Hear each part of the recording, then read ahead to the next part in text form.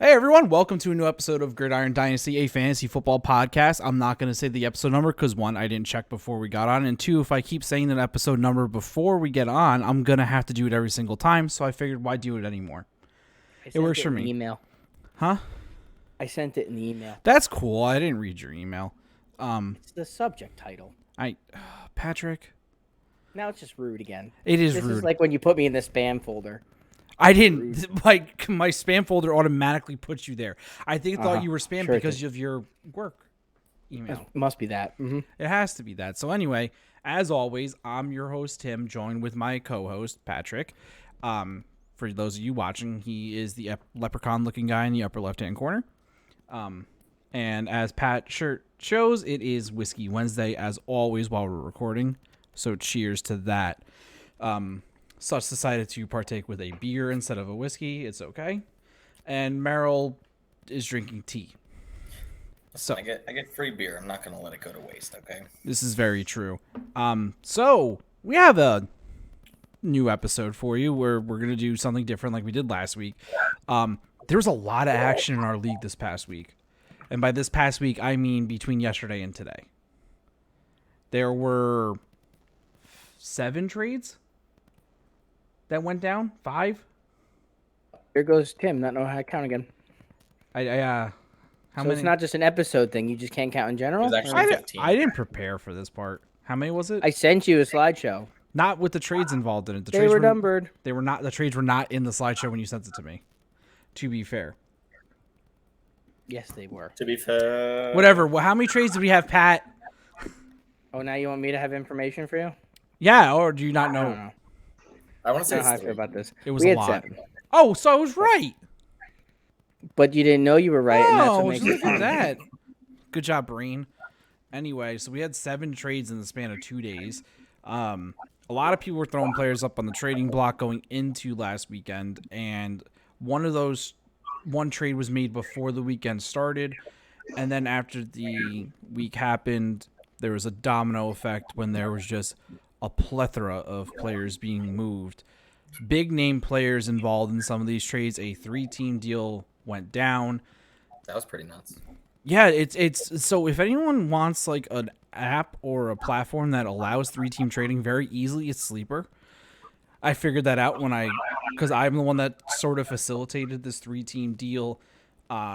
It's very easy to do it on Sleeper to set up a 3-team deal. Other leagues, you have to like do one trade, then do the second trade after it because they don't have this function. Sleeper has this function where you can literally do a 12-team trade if you want, which we're never I like going that to it do. also lets you trade for draft picks too. I did want to I feel like most other platforms don't allow. Yahoo does, ESPN does, but ESPN's is super complicated when it comes to trading draft picks, and it just turns into we have an ESPN league, and Pat manually moves the picks at the end of the year because it's just way too complicated for us to do it during. Guy. It's terrible. It's not that it's overly complicated. It's just that they don't put the draft in a straight format. They only do snake. So the draft picks don't make any sense because 3 of them are in the wrong spot. Because they don't have like a dynasty format on ESPN yet. Yahoo has a keeper format where it goes to a straight draft after the season, which is where my league is and another league that Pat and I are in. So trading draft picks on that is easy, and the same thing with Sleeper. I'm in 2 Sleeper leagues. Trading draft picks super easy. ESPN, we just have to tell Pat when we make a trade, hey, my first is going to hit blah blah blah, and their 4th is coming back to me, something like that. That sounds so 2000. It is. It's ESPN. We're in What the do you expect? 90s. Like, went back in time. Yeah. It's lovely. So why don't we just get right into it and start talking about what happened? Right, Pat? All right. Let's pull up. Pat worked very hard instead of doing his actual job today. I did. I work very hard every day. And this is... Oh, wait. No, this isn't it. Oh, no. Terrible. Oh, God. I can't believe this screen opened. Oh, no. Oh, God.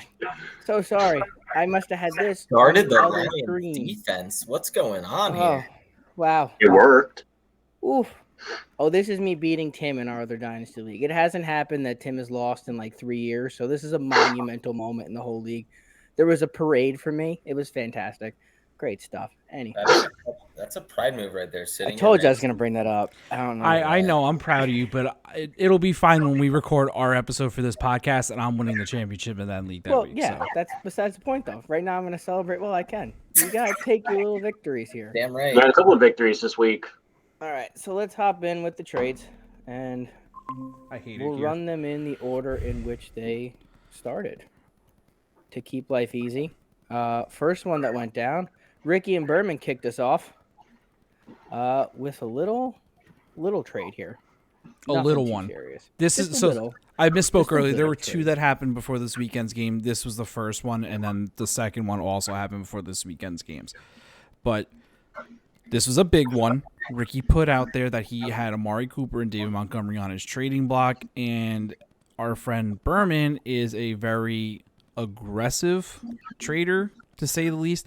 He'll start off usually with a lowball offer, I guess is the best way of putting it. But then if he really wants to make a trade, he'll make a super aggressive trade offer. And then Ricky played both sides because he knew there was another interested party in it. This guy who was interested in David Montgomery, he told me the price that he was offered. I knew by the offer that it was Berman, so I upped it. So then I'm pretty sure he went back to Berman, and Berman came back to him with this. And I don't blame Ricky for accepting this at all. No, I think this trade favors Ricky a lot. Amari's big. Montgomery's up and down. Don't really know what he's going to be. Kenny Galladay is going to get a lot of targets. Mhm. Has been getting a lot of targets. They paid him a lot of CEH was money. waiting to turn a corner, and over the last 2 weeks, it seems like he has been. And then you get 2 first-round picks. Yeah. And this is very important for me to say that this happened before the weekend happened because David Montgomery did get hurt after this trade happened. Even if he got hurt before this trade happened, it still wouldn't have made a difference to me on how I feel about it, obviously. It just would have looked worse for Berman. He wouldn't have made this trade. But it's very important to acknowledge that he did make this trade before the David Montgomery injury. But luckily, Berman has Damian Williams on his team. Yeah, he's got the stack there, so that's not going to hurt him overall. Once Montgomery gets healthy, he'll be there, and until then, he's got Damian Williams. So that's nothing that's going to be adversely effective in a dynasty league about this trade.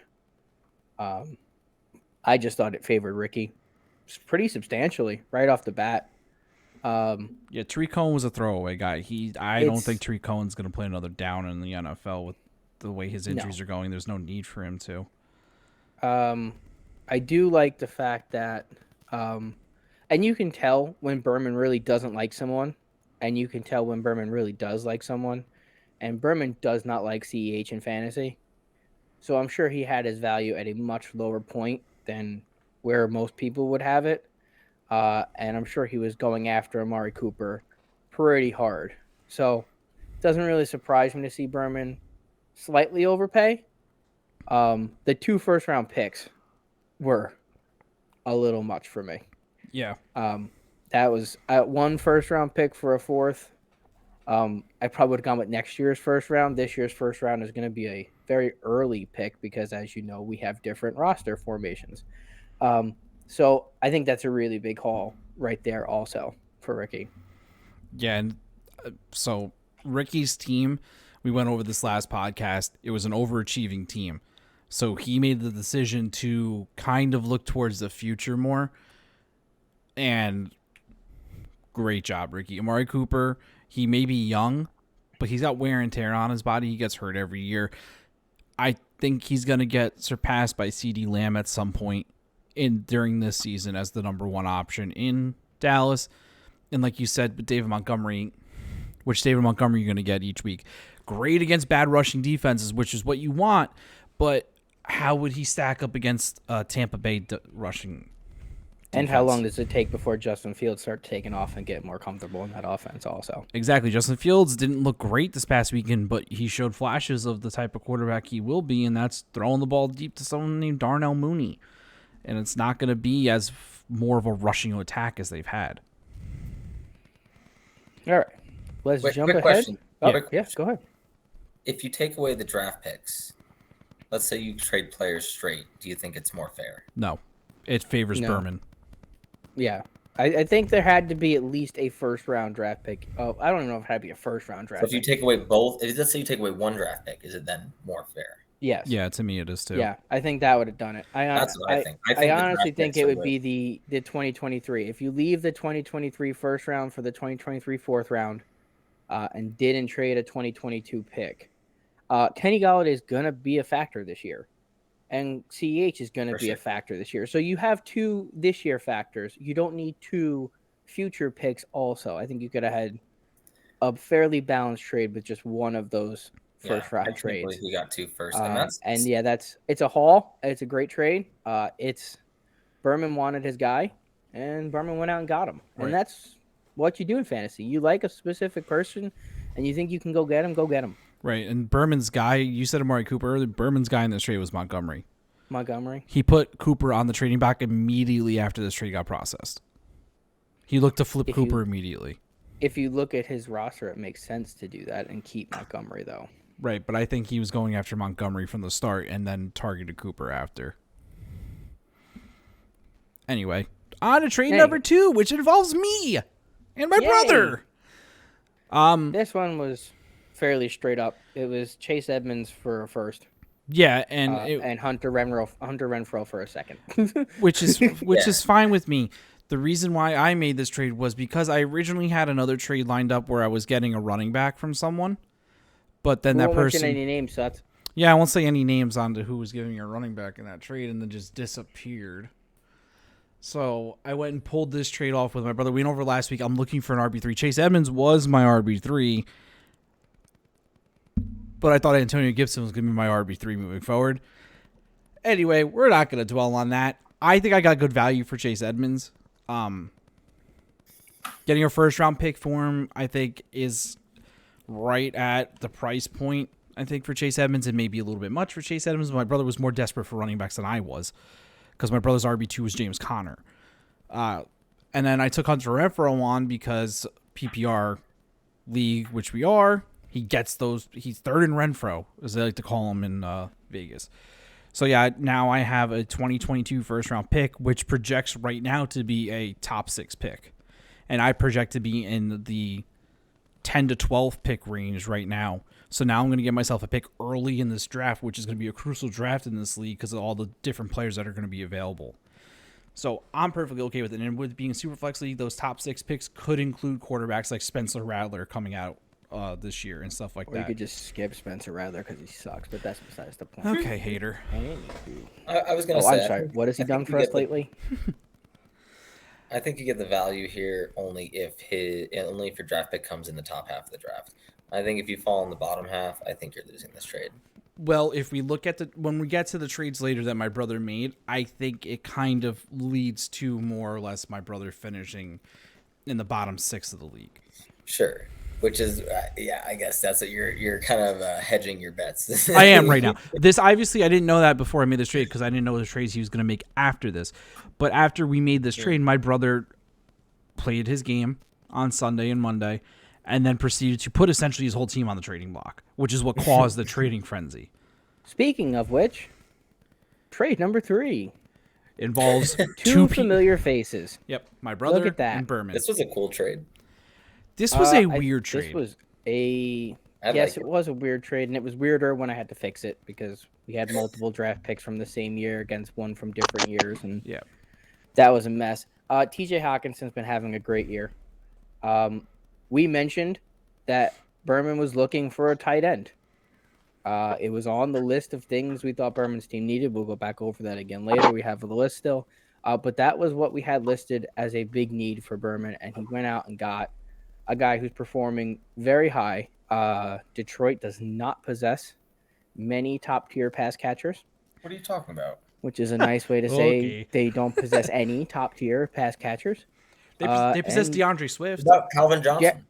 Jared Goff is going to throw the ball 40 times because someone there doesn't know how to run an offense. So Jared Goff is going to throw the ball a lot. Also, when you're down by 30, I guess you have to throw the ball a lot. You mean biting ankles? Biting ankles doesn't count as an offense?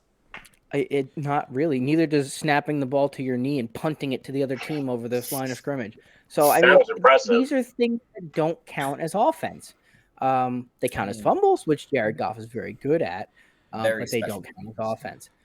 Sterling Shepard hurt. Leonard Fournette giant-ass question mark because Tampa Bay barely ever runs the ball. Last week they ran the ball 20 times, which was, I think it doubled their total rushes for the entire year in one game. Fournette looked kind of good.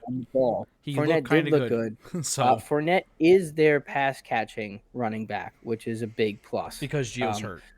Because Gio's hurt, and because Tom Brady likes to dump the ball off. It was what made James White so damn popular all the time. So as long as Fournette can catch the ball, it's a big plus. Plus, he moved up around in both draft picks. I'd say this trade was pretty balanced. I think this had everything. It was balanced because of what you're going to see next, which is important when you make trades. Sometimes you already have another trade in mind. Yep. I It's know that always feeling. best to make sure that trade goes through. Yeah, I was trying It's to. always best to keep the other party engaged. I and tried. Make sure the trades. I'm just saying. I know. I'm not bringing. Look, up it was anything a. Here. I was trying very hard.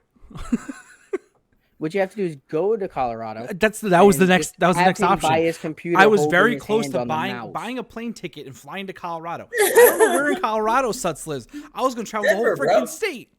That's okay. You can find Look up it. whatever flag football group was playing on Saturday and Sunday in Denver, and that's where I am. So Playing quick. quarterback, by the way. Nice. Are you better or worse than Zach Wilson? Way better. I score like 5 to 7 touchdowns. All right, Suts. That's our quarterback. We can't be saying a flag football quarterback in Denver is better than our quarterback. Dude, I went to the Maybe game. they. I went to the game against Denver. No, you shouldn't have gone to that. Why'd I was you on do the that? 50-yard line. It's bad Why because would he's you a do Jets that? fan in Denver. Right in the stadium. That's true. Quick thing about TJ Hawkinson. He's had back-to-back underperforming weeks, I guess you would put it. 2 weeks ago, he had 2 catches for 10 yards or 1 catch for 20 yards. It equaled 3 points. And then last week, it was 4 for 42. 8.2 points is good. Don't get me wrong, but I expect TJ Hawkinson to have better weeks than these past 2 weeks. He even said it leading up to the game. He's like, teams are game planning against me right now. So I think Detroit needs to find a way to not let that happen anymore, which means, hey, Jared, throw it to your wide receiver running a deep route so Hawkinson has the middle open, maybe, instead of like running everyone. He threw 4 touchdowns, 3 touchdowns. He slung them. He does. Khalif Raymond, the 5'7" wonder of the world. Yeah. From the Scored wide 2 sale. touchdowns. We open every time. Yeah. Wide So, sale. I mean, it worked. But yeah, overall, pretty balanced trade. The reason for that is because your brother had this one already ready to go. Yep. Picking up Dalton Schultz One of my relatives. for DK Metcalf. And is it also, really one of your relatives? I'm just confused. His name is Sutz. It doesn't say Dalton Sutz. It says Dalton. I mean, your name's in there somewhere. Just We're related. Trust me. you thought my jokes were bad. We're never having them on this podcast again. God, both of you, I swear to God. Also, my brother then replaced the first round pick he traded away in this deal. That's nice, man. Yes. So, it was a haul for DK Metcalf, which you would expect. Because it's DK Metcalf. It was DK Metcalf. Very young, very good wide receiver. Obviously, the number 1 target. My downside of number 1 wide receivers on teams is always that their bad games just kill you. Yep. They just kill you. And we've seen a couple of slow ones from DK to start the season off. I don't blame Sargenti for going out and solidifying his 3 wide receiver spots. Giving up Dalton Schultz, that's Nothing. exactly. The first 2 round picks of this year, Could be huge. that could That's be huge. big for him. That I could can't be believe he huge. does that. That's going to be those are your spots 10 and 11 on your roster that you're giving up.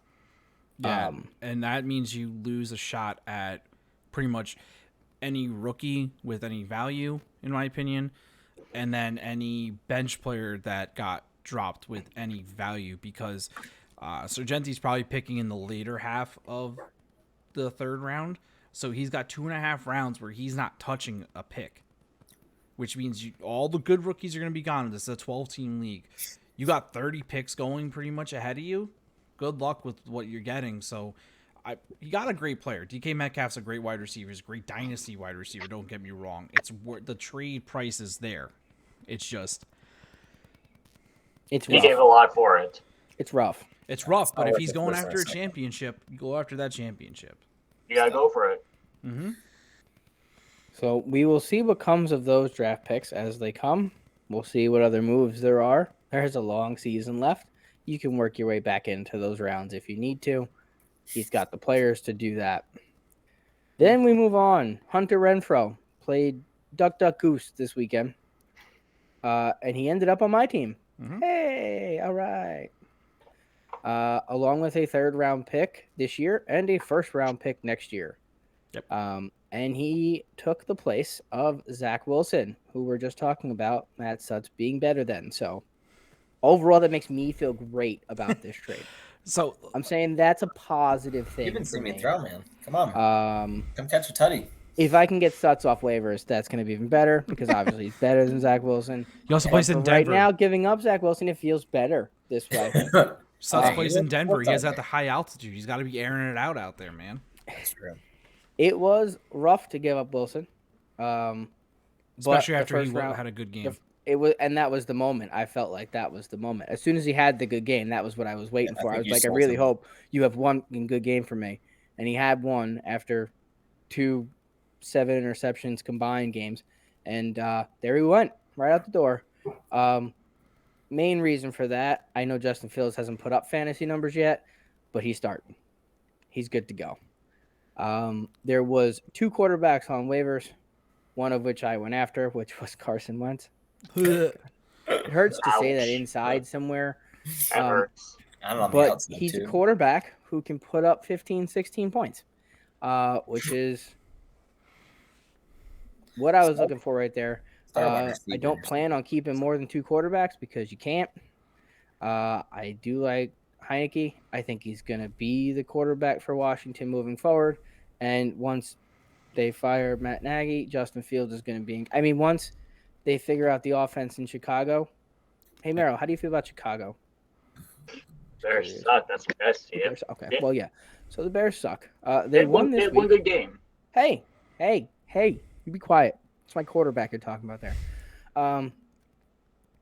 But that's my 2 quarterback. So you have a 3rd one, find some value.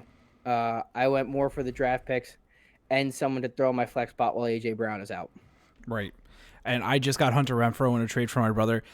My roster is constructed where I was not going to be playing Hunter Renfrow. Hunter Renfrow was going to be there for a bye week, plug in an injury, fill in, whatever. This year's 3rd-round pick for me, we were just talking about it. That pick for me, probably, unless something drastic happened to my team, bottom half of the 3rd round, there's not going to be a whole lot of value there. The 2023 pick, 1st-round pick, that's going to be back to when we're drafting pretty much essentially just rookies, which is fine for me giving up, especially in a super flex league, to Zach Wilson, who I believe in as a Jets fan, and also just he's got all the intangibles. He's got the talent. He's got the act. He's got the gun. He can throw the ball a mile. He had good accuracy at BYU. He's somewhat mobile. He can get out of the pocket. That throw he had to Corey Davis this past weekend was absolutely gorgeous, where he directed traffic and threw an absolute dime. Again, it's against the Tennessee Titans, who have a terrible secondary. Best but throw of the game. it's the best throw of his career so far, and it's not even close. And also, I was looking at his future matchups this weekend. They're going to London, and they're playing the Atlanta Falcons, who are not good either. We'll So get I'm to expecting that another later, good. too. Don't worry about it. I'm expecting. That's on a board. That's on a board later on. We'll get I'm there. expecting a good game out of Zach Wilson. So I needed a young QB. My QBs were Aaron Rodgers and Derek Carr and Jared Goff, and I threw Jared Goff on the waivers as soon as I made this trade. Garbage. So I was happy to get my young quarterback that I can at least keep along with Aaron Rodgers next year, because I'm assuming Aaron Rodgers goes to someplace in the offseason. Pittsburgh. Now we do use. He's not going to do that. Yes, we do use some things to check if trades seem even or not. We have our own websites and things that we check. I didn't check this one. I'm scared. That it came up dead even. Seriously. Dead even. Wow, we're and good. I mean, We're when good. when you change the settings to Superflex, you have to do that. If you set one QB league, it doesn't come up even. But as soon as it was changed to Superflex, this trade came up dead even. Pat and I are good at this. And it was one of the things that like overly convinced me to take it. There was two different offers on the table, and the other one was for Jared Goff. Yeah, it was Jared Goff instead of Hunter Renfro, and that was just and it to was give 2/5 instead of 2/4. How could you go get Goff? Well, I Yeah, did it just in no. case he wanted the backup quarterback. I didn't know if he wanted the wide receiver depth or the backup quarterback. That's so I gave him the option of either Right. one. I'm just saying, No, as a this Rams was- fan, how would you trade to get Goff? Come on. Garbage time, dude. Yeah. Garbage time It was- Goff. The whole year, not the whole year. Yeah, no, Blake Bortles was fantasy relevant when he was at Jacksonville because he had all that garbage time. Blake Bortles He was a can top do it. 10 I guess in a quarterback. 2 QB league, okay, yeah, you're right. I see. Yeah. All Garbage you need time is a Goff, second bro. QB. Garbage time. But yeah, came up dead even. So it was very interesting for me. Right. And then Can I just another put my trade that 2 cents on came up- Zach Wilson real quick? Oh, well, boy. yeah, go ahead. Go for it. crazy.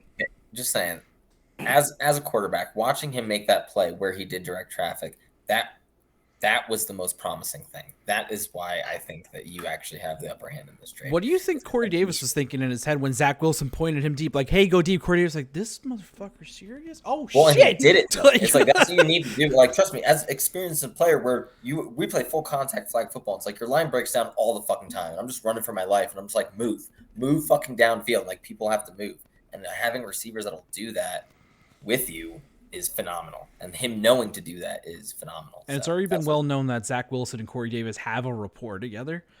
They have a very nice rapport together with each other when Corey Let's Davis not catches forget the how ball. high of a draft pick Corey Davis was. He was a tremendous first-round pick. upside. Yeah, I was so First round excited when pick. we got him in Let's the not offseason. forget that. No, and he Corey looked Davis, for all of his non-usage, was a first-round draft pick. good. Mm-hmm. He's got the skills, Um, and so does Zach Wilson, obviously. He's the number 2 pick in the draft. Like,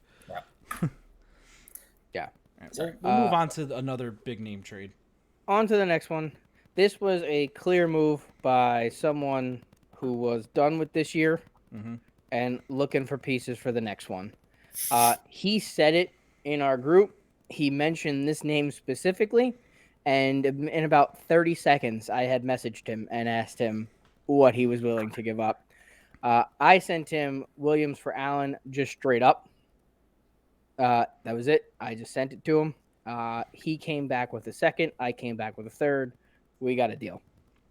And that was it. It was done within 5 minutes of him posting that he wanted him. Tim was looking for Kareem Hunt from me. And my instant reaction was, I'm trying to trade my other running back. I don't think I can trade my second running back. And to be fair, I made another aggressive offer for Kareem Hunt. After I got the second first-round pick for my brother, I offered my first-round pick for Kareem Hunt. So, Alex texted me about this trade while you guys were negotiating it with it. He goes, I think Keenan Allen's worth more, and I pulled up both of the trade evaluators just to show him how the value lies, and I'm like, It was even. it's pretty even because They were Javante's a very young close. running back, and running backs are hard to come by in Dynasty and just fantasy football in general. Wide receivers, they keep interchanging. Keenan Allen's on the wrong side of 29 right now. He's almost 30. He's had an injury history. He hasn't had it recently, but his beginning of his career, he was hurt every year. Mm-hmm. So he's got wear and tear on his body. He's a great wide receiver, don't get me wrong, but it's just Javonte Williams, once he takes over in Denver, he's going to be good, and that's why the value's there with Javonte Williams being equal to Keenan Allen. I know it's not there right now currently, but the whole thing about Dynasty is you got to look to the future. And I think Alex did well on this trade. If he's planning on not I competing think he this did year, also. he did a great job. I get a running back for the future. By next year, he's going to be the starter. There's your starting running back. Pick up another pick. Again, hopefully a mid to late third round pick, but we'll find out. Hopefully Keenan Allen helps that out. We'll see how that goes. And the scarcity the of running day- backs in our league is just, it makes this trade even more important because now he can move one of the running backs that he has currently, although I don't see him moving his top running back, but he could move Damian Harris, who's someone we'll talk about later, who also has a very nice matchup this weekend. That's a good point, though. Those that- running that- backs are really scarce in this league. I don't know What if did Damian people Harris realize do? that, but Give up. Super scarce. there's not a single running back on the free agency that will get you more than Is going to be a starting running back. There Right. is none. right. Unless you know. catch You're- unless you catch an injury. Right. And even then, that guy probably is owned. You're just um, praying. they- You're just hoping and praying. Even there. I'm at waiver wire at that point. And now, The big one. the big one. Oh boy, The 3 Oh, I'm team gonna get another beer for this. trade. you're gonna need it. No, I you're should not, read Merrill. that It's off not a bad trade. You didn't make a mistake. You The got the three- most. Like I did, but You three got the was most continued. value out of this trade. I will introduce it, and then I will let the two of these two go at it. Because for the first time, they'll probably have more to say than I will. Sleeper allows 3-team trades. They allow multiple team trades. You're not just limited to 3 teams. And we had a big one. Actually, before DK Metcalf was traded, I was going through a 3-way trade with your brother and Andrew to try to move around Deebo Samuel as well, and DK Metcalf, since he wanted to move them both. There was a lot of moving pieces, and we never even got to offer it because Andrew offered his and your brother immediately accepted it. So me and Andrew had started talking. He said, I just put in a trade offer to Matt, and bam, it was accepted. I don't blame Matt either. He got a haul. I don't blame Matt so. one bit. I don't blame Matt one bit. I don't blame anyone for taking it. I didn't say that. But we had our first large trade. Deebo Samuel went from, just a little recap for anyone who doesn't know where everyone was. Deebo Samuel went from Matt's team to Tim's team. Teddy Bridgewater went from Matt's team to Merrill's team. Both wide receivers that Merrill got, Van Jefferson, Chase Claypool, both came from Tim. Mark Andrews came from Merrill, and Tom Brady also came from Merrill. The 2022 first-round pick that went to Matt, I believe, came from Tim. Did. Which, again, should be a late first-round draft pick, was what we would expect. The 6th-round pick came from Merrill. The 3rd-round pick that went to Merrill came from Matt, so that should be an earlier pick. And well, that's the 2023 7th-round pick. Okay, that's a fair point. Oh, 2023 6th, 2023 3rd. These years confuse the hell out of me. Yeah. Mm-hmm. I hate this. Someone's going to start trading 2024 picks. I'm going to lose my mind. It's gonna There's a lot happen. going on here. I can feel There it. is. Yeah, I don't even know where I'm going to be in 2023. We're moving picks around. Right. Huge trade. I'm going to let Tim go last because you weren't part of the initial trade. So I'm going to let Merrill go first, who is going after Deebo Samuel. Accept it. Hold on. No, hold on. Accept it. I was talking to my brother about Deebo Samuel before the Merrill thing happened. Just throwing that out there. That's And true. yet he was talking to Merrill. He was, because he wanted to see what he could get out of someone else because he knew what I was offering. My brother's not an idiot. He knows what he's doing. So, yeah, Merrill, you go first. Well, for the record, one, I didn't know that your brother was talking to you about Deebo yet. When I messaged you, I was talking to you, Pat, because I have a history of trades that are questionable. So I like to get opinions from people who are experts at it. That's how you got more involved in this trade. I don't know if your brother's going to add you in beforehand or not, but at first I'm thinking Tom Brady does do good. He averages at least 25 to 26 points a week, which is good. Is he a dynasty quarterback? How much more does he have left? Mark Andrews, that hurt to get rid of because my other tight end is Tanyan, which, again, he's good and he's bad for Green Bay. It depends on if he's going to be the target. But so is Mark Andrews. Mark Andrews hasn't been the epitome of consistency recently either. Well, that's what I'm saying. He'll at least average at least 10 points a game. He will, but that he'll average because he'll score 14 and he'll score 6. Mm. Yeah, it averages out to be 10, but it's still too boom or bust with him sometimes. So that I get what you're saying though. It's still a higher average than Tanyan, but it's still not consistency.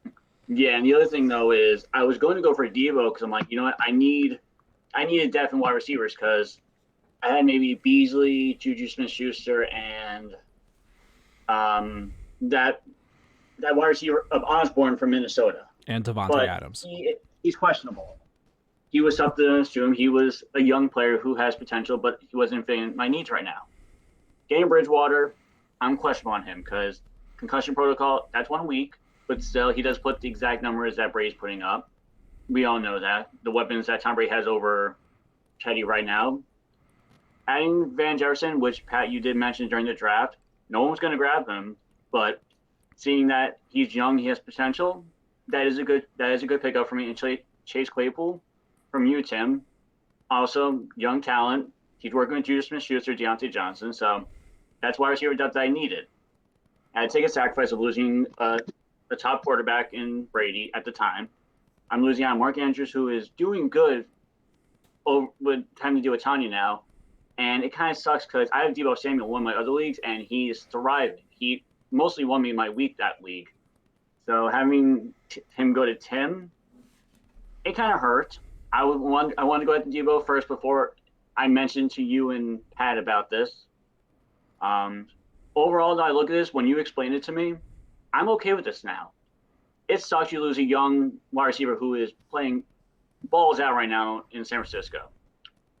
Tom Brady, again, averaging points. Mark Andrews, averaging points. Going into the week before, I'm going to say now, I did lose to Pat this week. My team had a very rough week. And losing, I was averaging at least 150, 160 projections every week. Now I'm down to like the 140s, which it's good and bad. Depends how your players do. So I'm okay with this trade. I'm through it. I'm okay with it.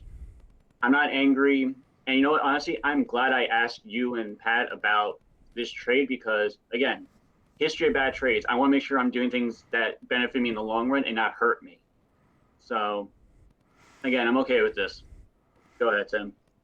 So once I saw my brother put Deebo Samuel up on the trading block, I immediately went after him instead of DK Metcalf because I thought that it would be an entirely too high price point for me to trade for DK Metcalf.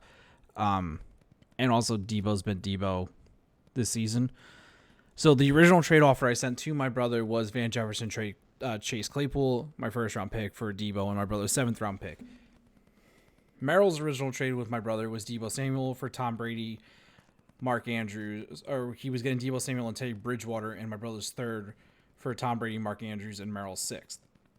So Merrill texted Pat and I, like he said, because he looks for advice, which is fine. You can do that with other people in your league. It's not a bad thing to do, especially in a league like this where it's kind of about learning because it's for the podcast and stuff like that. So I saw an opportunity and I knew Sleeper had the 3-team trade format thing that I could do. So I combined the 2 trades and sent it out to both of them. My brother was all for it right from the start because he was getting what he wanted from Merrill. He was getting what he was getting what he wanted from Merrill with Tom Brady and Mark Andrews, and he was getting a 1st round pick from me because he just traded me his. So he recouped another 1st round pick. I did not make the mistake of putting his 1st round pick in this trade because that's not happening. And then I had to do a little working on Merrill to get this trade through. But to be perfectly honest, I think you got the most value out of this trade. Aside from the 1st round pick going to my brother, I like what you got out of this trade the most. For me, it just added another wide receiver 1 to my team, so now I have 4 of them, which now means I have the ability to trade one of those 4 for a running back, which is what I'm trying to do with Chris Godwin, which we're going to get into a little bit later. There was one thing I was going to add to that, and of course, you guys were all on my case the minute I did it. I had to change my team name because I officially made a trade with Tim when I said I was not going to. Right. I know that, I know. But here's the thing, you didn't give me anything. That's the thing. You didn't give me anything in this trade. I gave you. And I got nothing from you. So if anything, I should change my team. Who got your 7th from? I got my 7th from my brother. Oh, okay. I was wondering who that was from. No, that's from my brother. I got literally nothing out of you in this trade. But technically, we were part of a trade. So I gave you 2 young wide receivers. You're okay. Yeah. But it was just the idea that I had to say for the record that my team name did change because technically speaking, I was involved in a trade that had you in it, even though you didn't get anybody from me. Made an exception to the rule. I could always change it back to my original name, but you know what? I like my name right now. Right. So I want to get Mr. Denver's opinion over here because he's not involved in this trade whatsoever. He wasn't involved in like part of the negotiation, which Pat was, because Pat saw the negotiation between my brother and Merrill. So such your completely outside opinion of this. How do you feel about it? You know, I feel a lot about it actually. Maybe if you logged in, you could have been part of these things. No, I think I'm actually glad I was out of this little clusterfuck. Although no, I do like it. Like I said, there's just a lot going on here, and part of my thing with this new league is that I really don't know how to evaluate picks very well. So it's hard for me to take those into account in the trades in terms of balancing it out.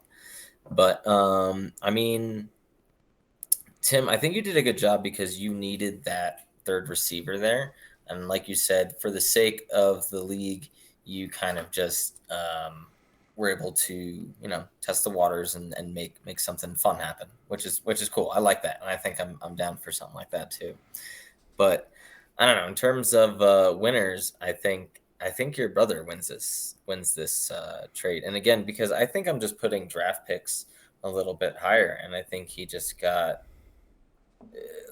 I think Merrill loses only because of losing Mark Andrews. I think the switch for Tom Brady and Teddy Bridgewater is fine, but I think giving up Mark Andrews is too much, and Matt gets a first round on top of that is a lot, So to me, I think that is the winner.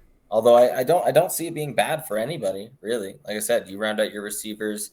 Merrill gets an upgrade at receiver, and maybe a longer longevity quarterback. But yeah, I mean, that's, it kind of just is what it is. That works for me. Pat, you got to interject anything here? Your brother definitely wins the trade.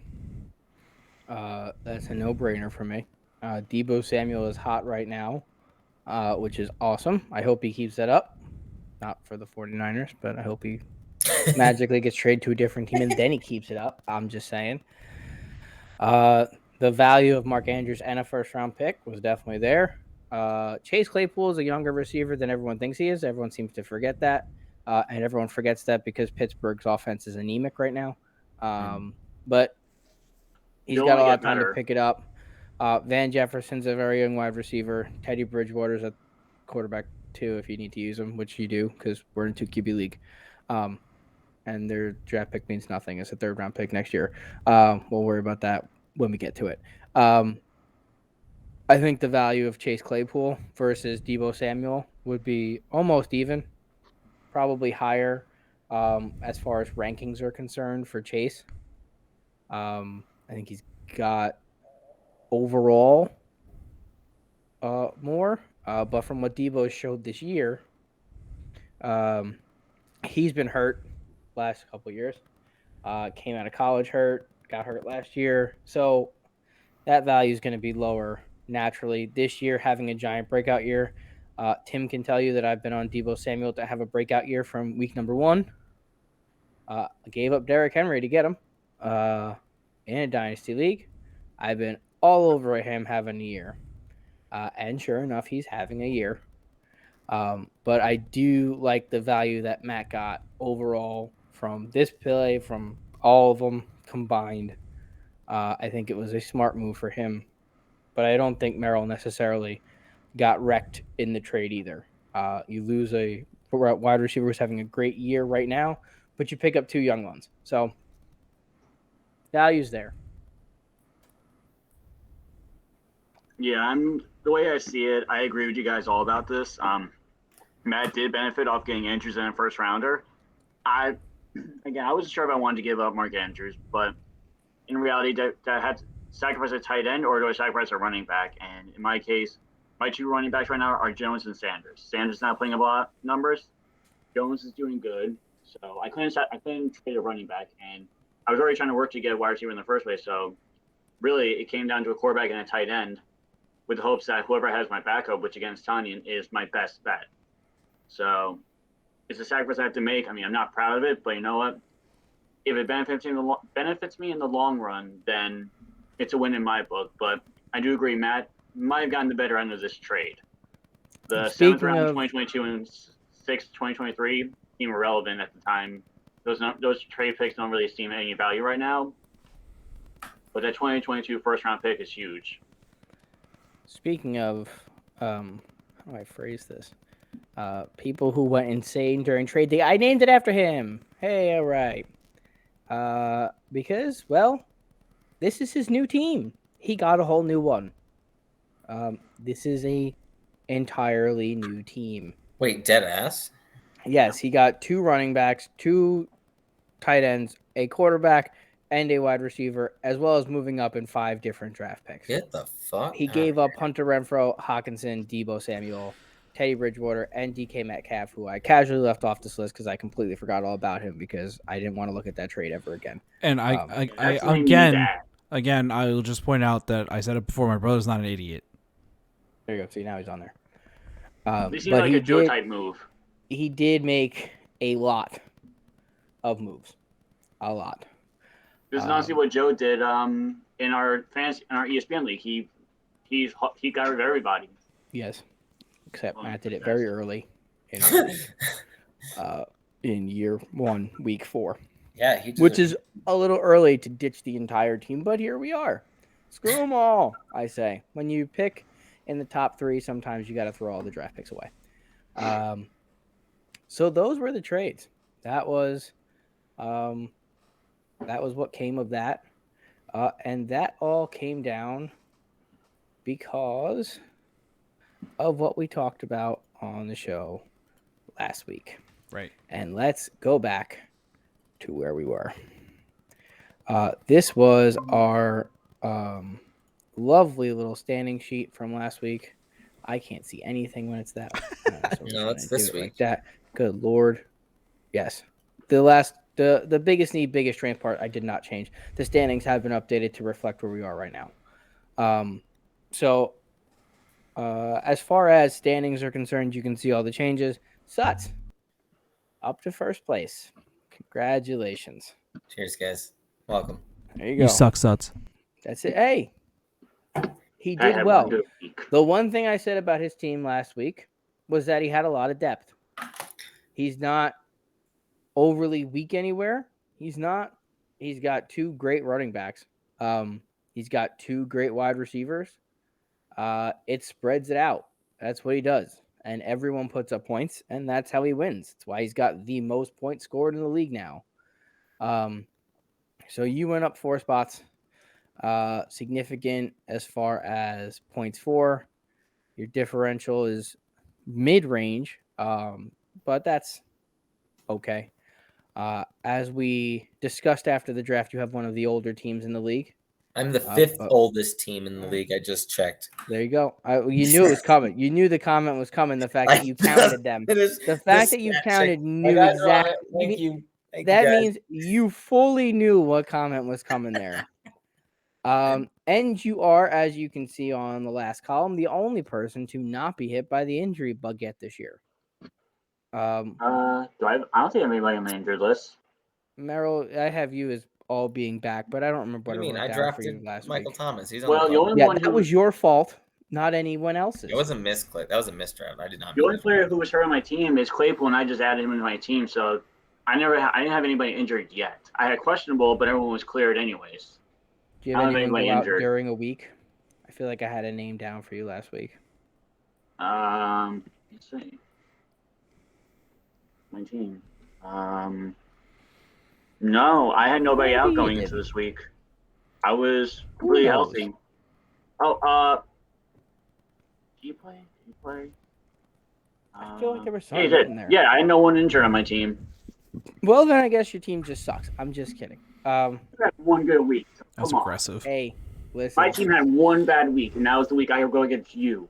You were talking all of that stuff last week. I'm going to talk all that stuff this week, too. What's up? You're allowed. You're fair. How does that feel? Boom roasted. Oh, where's my taking shots? I'm not taking another shot of tequila tonight. I'm only doing one tonight. That's it. I'll get back up there. All right. Maybe you haven't been hurt. I don't know. Whatever. But Suts is definitely the only one I had none written in last week. Except for Sargenti, who now has someone hurt. But he's up there. We have a little new coloring system. What's up? The green people are still people being helped by the people they're playing against. Those are people whose spots have improved by 3 or more spots because they have very easy schedules. They are Berman, still Ricky, and the O'Connors. We have yellow. He's just getting the right matches. He's got the 4th most points scored, but he does have a more difficult schedule. But when you win, you win. He's got 33.5 is his point differential, which would put him solidly in the last place of positives. But he's getting wins. Team he's auto 3-1. He auto drafted. He beat Sean. He beat some other people. I don't remember who. I lost track. If you lose to Sean, there's a problem right now. He almost lost to Sean. So did Ricky. Note that. Yeah, exactly. So despite Sean's struggles of not setting a lineup, he's lost by maybe 4 points in 2 of his matches. Tim dropped down here to third place. My orange guy right here is Mike Merrill. Welcome to the party. As you're here, you have the second most points scored in the league. 2-2. And you are 2-2. Points against is 7th, which is exactly where you are. So I made orange for it. You're playing down to your opponents. When your opponents have good weeks, you don't. When your opponents have bad weeks, you do. There's your split, 2-2. Congratulations. I had a decent week last week, and Devontae Adams and Aaron Jones didn't figure out where the field was because Randall Cobb was all over it. So no one else could figure out what happened to the ball because Randall Cobb was too busy putting it in the end zone. And Miles Sanders doesn't know how to get any rushing yards or touchdowns for his team. Okay, listen, I've already cried twice today about that. You don't have to keep bringing up Miles Sanders. It's on the next page, okay? Calm down with the Miles Sanders nonsense. As far as injuries are concerned, not much has changed there. Rory's team is all uninjured, which is odd because now Ricky's team is all injured. He went from, I think, having 2 people hurt to having his whole team out after last week. So that went down. Berman obviously traded for Montgomery, and then he immediately got hurt. Kittle has been up and down. Practicing is questionable, so we don't know. For me, A.J. Brown still may not be back. He practiced today, though, so hopefully that's good. Alex lost DJ Shark early last week, which sunk his ship down to 0-4.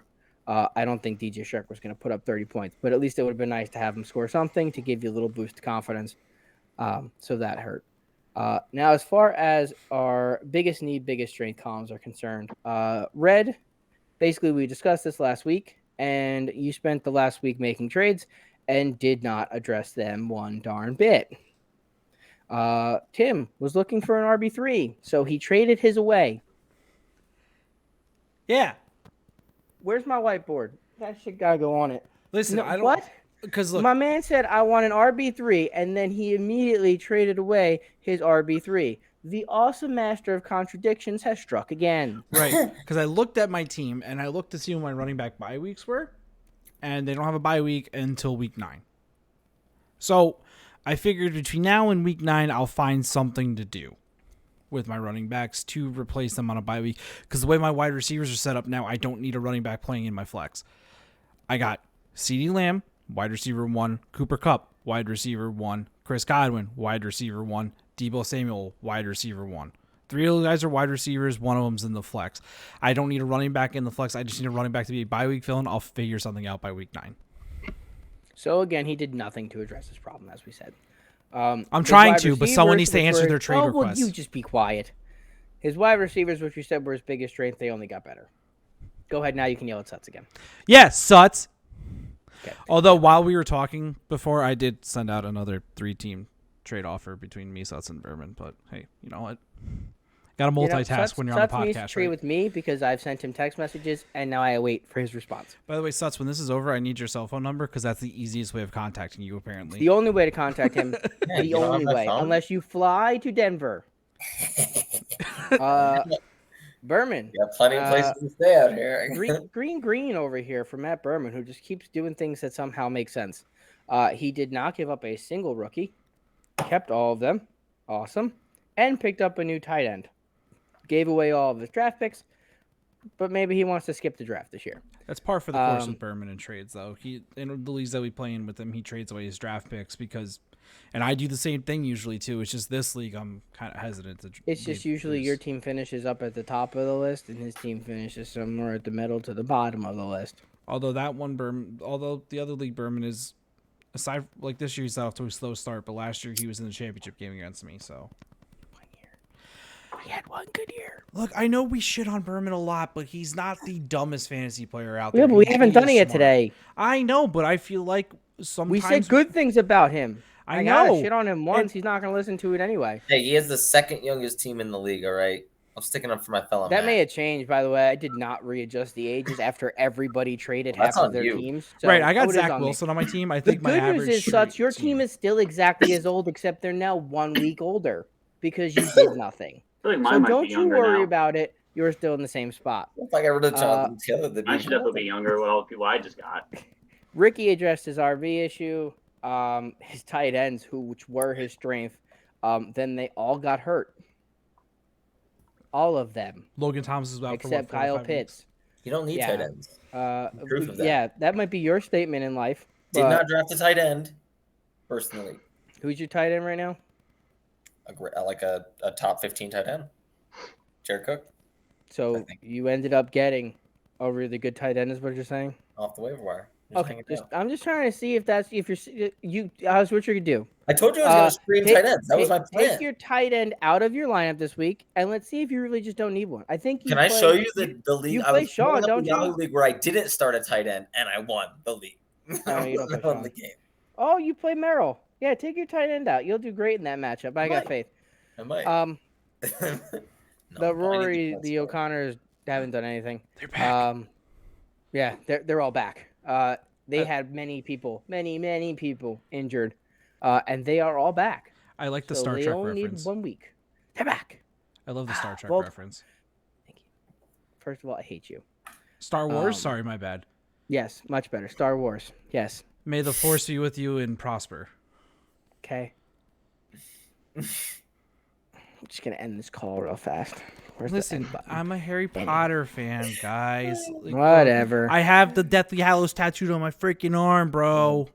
Merrill, I have you written down as good to go. The only reason I would do that is because someone on your team was hurt. I don't know who it was, but here we are. No one. Whatever. Fine. I Bless guess you. you're all healthy. That was aggressive. Maybe you just That's looked aggressive. injured last week when I played you. That might be it. Your team looked like they should have been hurt. Just no one knew how Their to feelings were hurt. I don't know if that counts. play. No one knew how to play that week. So I always have one bad week, and it was having to go against a guy who has no wins yet. So, no. It's true. Was Juju hurt last week? Yes. There you go. Juju was hurt last week. Juju Thank you. Juju Newsome was played. out. He played, but he was He like played, limited but he was hurt all week. week. He was out of practice. He was left the everything game else. previously early. He was hurt Yep. last week. Yep. But Okay. yeah, he was a question during the week, but he ended up playing. So I didn't have anybody out going into the week. We do this on Wednesdays. Yeah, Merrill, we do That's we fair. record on Wednesdays, He was not bro. practicing on Wednesday. He was not practicing, and that was what was written there. Juju was written there. You're good to go. He's still questionable, but he played last week partially, and I think he's good to go. Overall, you made a bunch of trades, but they were all for wide receivers. Your quarterback situation, I think, got worse this year. Mm-hmm. In the future, it might get better, but lost Tom Brady, gained Teddy Bridgewater. I think that's a negative. So I put that in red. Yeah, I knew that and was you gonna got happen. a whole bunch of wide receivers. So your running back issue was not addressed, but that's because there's no running backs to address them. Nope. Sargenti, green, because, well, he picked up DK Metcalf, which means he'll have better flex performance because now he has someone else to put in his flex spot, which is convenient when you have 3 top receivers. Your brother, I put in all yellows because he has a whole new team, and I really don't know what to make of them. He's literally got a whole new team. He's got new running backs. I don't remember whose wide receivers are anymore. I think that he's still got Diggs, so that's fine. He's got 2 brand new tight ends. Here we are. For my team, biggest need was rookie breakouts. So what I did was I traded them all. I thought that was the best idea. Screw them. I like that. That's it. They'll break out on someone else's team. I'll See you draft later. new ones. Yeah, I'll bye. Have a great day. Hopefully Justin Fields can still break out. That's the only one I got left. I think Right. Kenny Gainwell's doing fine. I like it. Running backs I put in red because I traded Javonte Williams, so I went negative on running backs this week. So here we are. Alex, I put in all green because he consistently decided he was going to lose and go for next year, and potential because he did nothing but pick up younger players. So that's what you would do for that. And then Sean's we left the same. Blah blah blah. Hold on, Anywho. I want to cut in on Alex real quick. His team Oh, is go older nuts. than mine. The thing with Alex's Not team anymore. is the thing with Alex's team is if you're going to tank in a dynasty league, this is how you properly tank. You get value for the players that you have and build towards the future. You do not put in people that are going to make you lose on purpose. You're going to lose on purpose by getting value. That is the proper way to tank in a dynasty league. I hate it when people decide that they're going to start DJ Dallas over someone like DK Metcalf in their flex position because they want to lose. Let me add on to that. As someone who has had a number 1 overall pick in a dynasty league for a couple of years, not because they start DJ Dallas, but because their team keeps getting injured every single year. It's useless. It's one player. Unless you plan on doing it for 8 years, you're not going to get very far in life. Yes, I have Najee Harris now. Awesome. My whole team is still injured. It's not looking better. We've made trades in that league. Things have happened. But yeah, tanking by losing every single game gives you a pick. It gives you one pick. That's all you get. So that's why when everyone says, oh, he's losing on purpose, he's tanking, I actually care more about the fact that he's helping someone else win on purpose. That's the part that makes me mad, is that you're putting someone else possibly in the playoffs in a better overall position because you're not setting a proper lineup. You're fucking somebody else by giving them a free. You're messing up someone else up at the top of the board because you're losing to people by 3 points who you should be beating by getting a wide receiver. Any wide receiver from anywhere in the United States. He could be an XFL wide receiver. He's probably going to put up 3 points, and all of a sudden you're 2-2 instead of 0-4. Not to say specifics on that. But you all get the point because you're in the league. It's not going to – if that's the thing that makes you the best team in the league next year, let me know. Right. If getting the first overall pick next year makes you the new best team in the league, congratulations. Let me know how the hell you did that. Because one player is not going to. The player was Najee Harris, who's putting up 20 points a game. I'm still in last place in that league. Yeah, you are. It didn't help one bit. Yeah, so, like, if you want to tank, sure, go tank. Go get that number 1 overall pick, but also do something to help yourself with more than that. Get yourself the number 4 overall pick, too. And while you're at it, get another second-round pick. Because if you're drafted number 1, getting Najee Harris, and then getting, I don't know, Devonta Smith at number 4, you're helping out 2 of your positions now with 2 young players who are going to perform. Huh, what a novel idea. Quick question. Yes. If you, let's say, the end of this year, you end up with, like, 13 picks in the 2022 draft. Or whatever. You end up with 10 picks. No, right? No. We're in our league. You can't. If you trade a pick in 2022, you have to get back a pick in 2022. Oh, you can't trade a pick. We have a specific. Sleeper does not. We have a specific rule where you have to swap even amounts and even years of draft picks. Okay, so that was an issue that was an issue that came up during one of the trades, and we had to go in and fix it. That is a thing that we have set in place. So if you're trading a 2022 draft pick away, you have to get back a 2022 draft pick. So if you're going after someone's first in 2022, you better be giving back your 7th or your 6th. You have to give them one back. The trade will be vetoed to be fixed if you don't do that. Right. Oh. And while Yahoo has a lot of imperfections to it, this is the one thing Yahoo gets right, in my opinion. They allow draft pick trading, and if you add a draft pick to the trade, you have to get one back, or else you can't even propose the trade in Yahoo. So that's the one thing I think Yahoo gets right in their fantasy formats. Sleeper's doing a great job otherwise with allowing you to trade up to like year 2025 in your dynasty leagues like they have. But it's the whole allowing more picks to be traded than what you're getting back. I'm in a league where that does allow that, and what they do is they expand the rosters for the offseason and then essentially do a cut down like in the pros. That's what Sleeper would do. Yeah. Well, no, that's what Alex does in his league. He expands the rosters by, I think, 7 bench spots in the offseason, or 5 or 7 bench spots in the offseason. And then you have to cut down to essentially like a 53-man roster at the beginning of the year. Makes sense. Yeah, we're not doing it right now for this year because of how we're doing it. If we think about it and we want to do that, sure, we'll talk about it. But for right now, you trade a pick, you got to get a pick back for that year. Gotcha. That explains my trade then. So I'm trying to figure out, I had to think about again how I got that 3rd round pick. I realized Matt picked up my 6th round. So that makes sense. Mm-hmm. And that was the part that I had the hardest time figuring out when I was proposing that 3-team deal, was getting the draft picks correct. Because I knew I was giving up. But you had to swap. You swapped with your brother, right? And then you swapped with my brother. Yeah. I wanted to make sure I wasn't getting like your pick in 2023 while giving my pick in 2022 to Matt. I had to make sure everything was copacetic. That makes sense. Any questions about the standing board? Matthew. First place, Matthew. How's it feel up there on About top of the standing hill? board? I just like that I'm the only one who doesn't have a green or a red. I'm just cool runnings, man. You have no color associated with you at all. You guys are like, Any what does he color. need? A RB3 depth? No, I said you have depth. Oh, but he's That's a strong. strength. Gotcha. That's a straight. That's a good thing, by the way. That's not saying you need depth. That's No, saying I you think I have could use a little more depth at depth. running back because I don't think Melvin Gordon's going to be there forever. And that's the thing is Tim. Honestly, I can't trade Taylor for Godwin.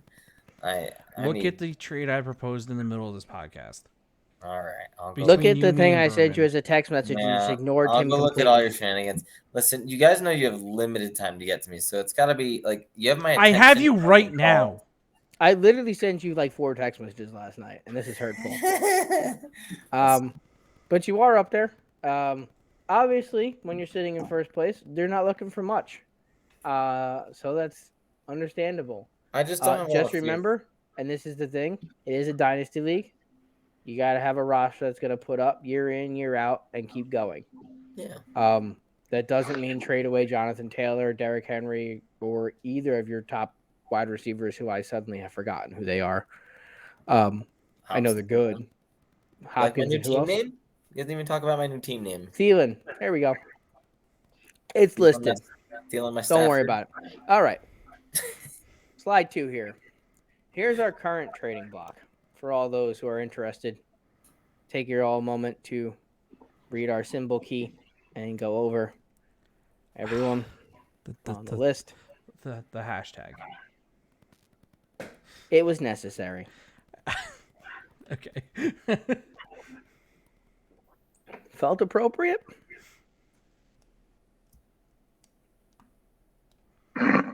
Thanks, Pat.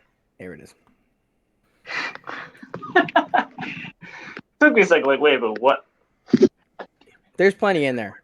There's the sexual predator one. There's the sad Pat noises that are going next to Miles Sanders. And then there's the he's not really on the trading block for Lamar Jackson, who is most definitely not actually on the trading block. Unless someone wants to trade Patrick Mahomes and Josh Allen, I don't think Berman's moving Lamar Jackson. I think he's only gotten like one real trade offer for him, and to me, I would have said no too if I was Berman. I think I would have said no to almost any trade offer for Lamar Jackson. I think he got offered. I think Sargenti came to him with like Trevor Lawrence in a second for Lamar in a fourth. I wouldn't have accepted that either. No. So I don't know who I don't know who I would trade. Who I would want to give up Mike Evans. So the best piece not on the trading block that I went through was basically not your best overall player, just a player that has value that is not your best overall player in most cases. As I told Tim, Cooper Kupp was there because when I did this list, he literally had every other wide receiver and player that he owned on the trading block, except for Antonio Gibson, who he's never going to trade. So I didn't waste my time putting Antonio Gibson on this list because I'm an idiot. Berman's got DJ Moore. He's got a stack full of wide receivers. DJ Moore is the one that would get the most value right now. He's going off in Carolina. He's shown great rapport. I've tried. I'm sure you have. I'm sure plenty of people have, and I don't think he'll trade him, but it's where he would get the most value if he wanted to trade someone. And then I went for a little bit of sideways things on some people. For example, Alex with Jacoby Myers. He's looking good this year. Is he going to be there next year, the year after that, the year after that? I don't know. If Alex is not so much holding on to this year, and there's value to have from Jacoby Myers putting up double digits every single week in a wide receiver spot, go get it. He's very much like Hunter Renfrow for me. He is, and that's what he's been getting 8 to 10 targets a game. There's points coming. Is it going to be consistent forever? I don't know. And who knows? For Stutz, I put Michael Thomas. Why? You already have a full stack of wide receivers. You have a guy sitting on your PUP list who is not going to play till week 7. Is he going to immediately jump into your starting lineup? Probably not. Is there someone looking for a wide receiver, possible 1, possible 2 help that they'll go out and get for a certain value? Probably. So that's why he's there for you.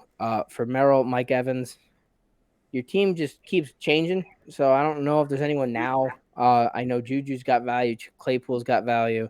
I don't know how I feel about a double stack of Pittsburgh wide receivers staying on my roster. So I'm sure I put one of them on the trading block. The thing with that is Juju's on a 1-year contract in Pittsburgh, and the salary cap is going up next year. I do believe Juju's out of Pittsburgh next year, along with Ben Roethlisberger. So I do think Juju's going to go to a place like Kansas City was after him this past offseason, and so is Baltimore. So I do think Juju leaves But they got Pittsburgh. Josh Gordon. Okay, like I said, Juju's going to leave Pittsburgh. Okay. Yo. But if Aaron Rodgers stays in Green Bay for another season, I wouldn't be surprised if Juju signs in Green Bay. Just throwing That'd be it a hell out of a there. move. Just throwing it out there. He's a free agent. I don't think he's staying in Pittsburgh. So the whole 2 Pittsburgh wide receivers on your team, I don't think it's going to be a problem after this year. Well, no, Well, because that's, and I'm okay with for me. Go ahead, Pat. No, you go ahead. It's your team. Yeah, it's like I can understand Evans being my best trade piece. Adams, he ain't going anywhere. Aaron Jones, not going anywhere. No. Tyler There's Murray, people who on your team definitely who aren't going anywhere, and I skipped over them.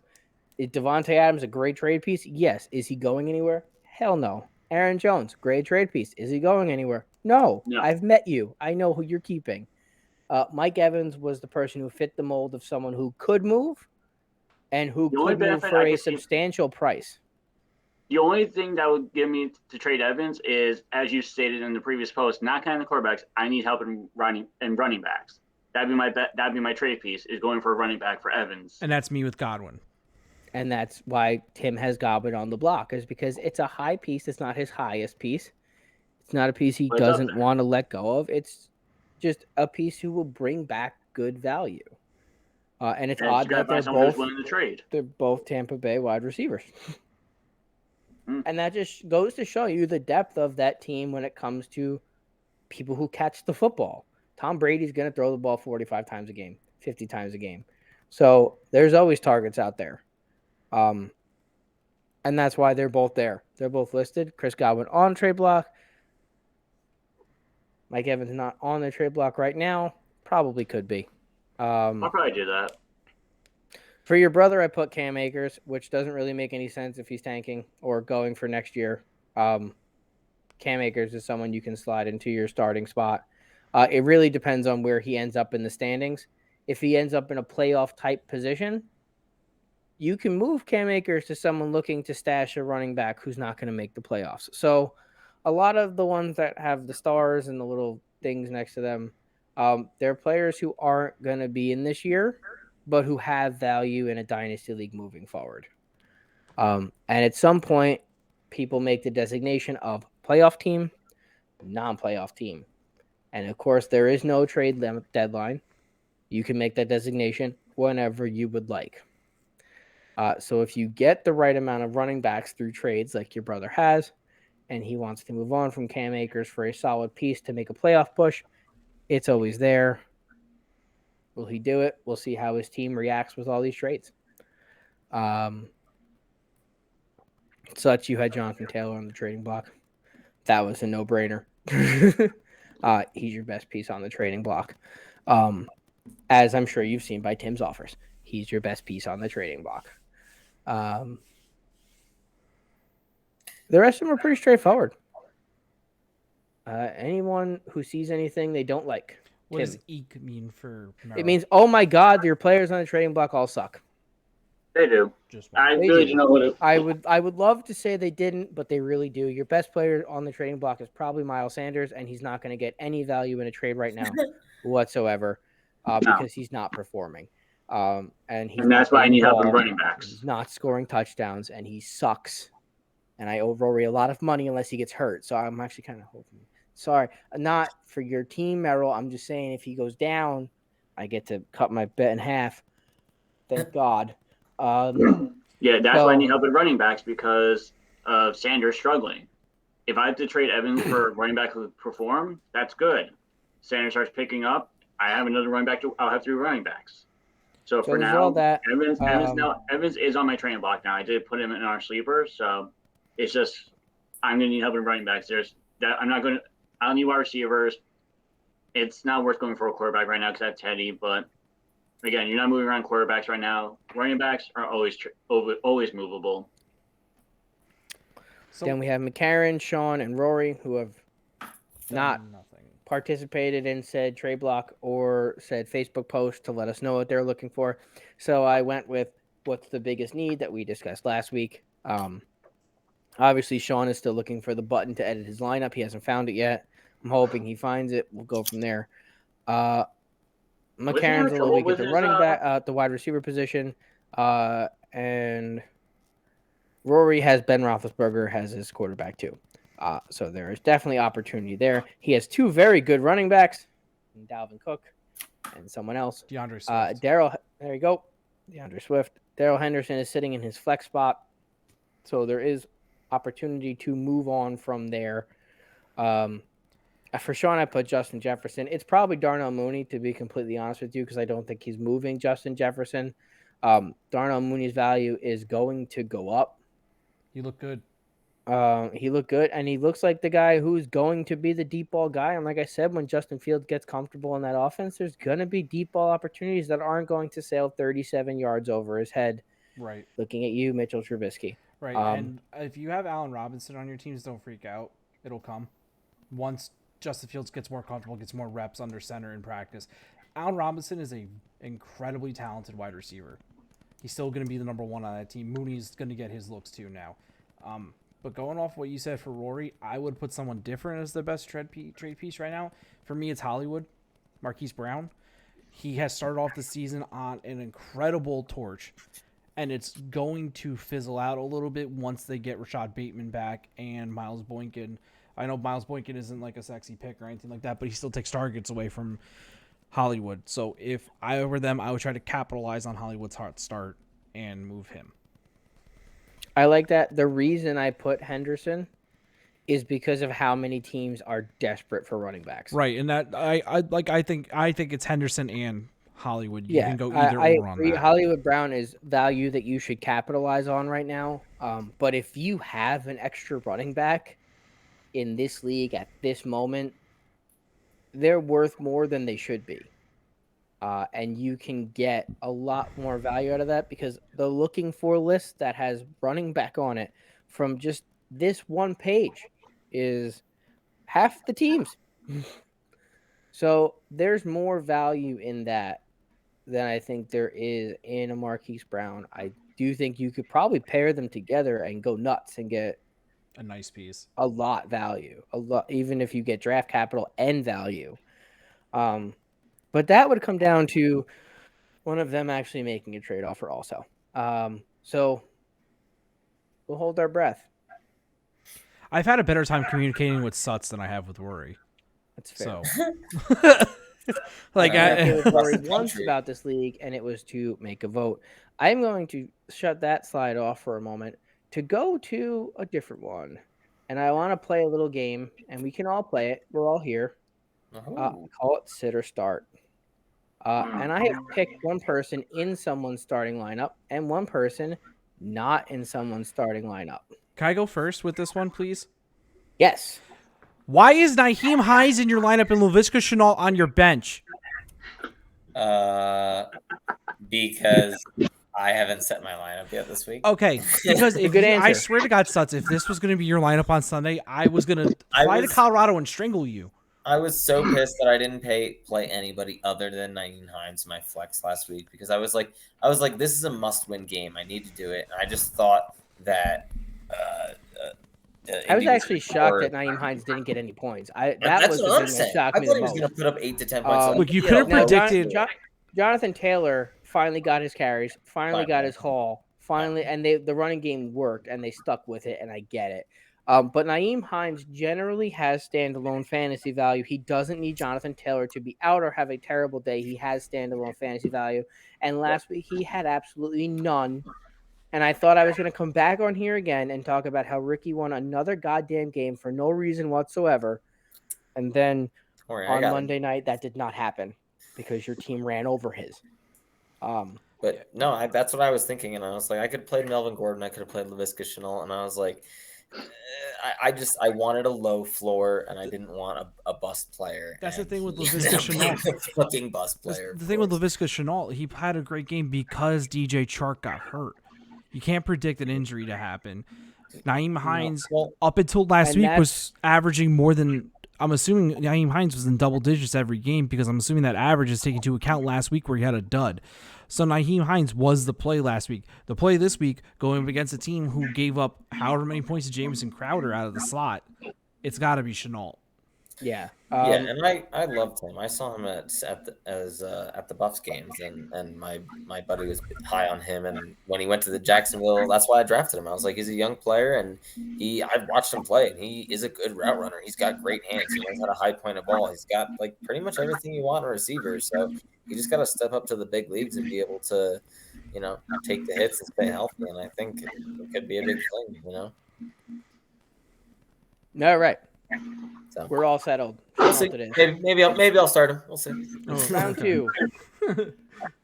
Mike McCarron's team. Elijah Mitchell is slated to return this week. He has moved into McCarron's starting lineup.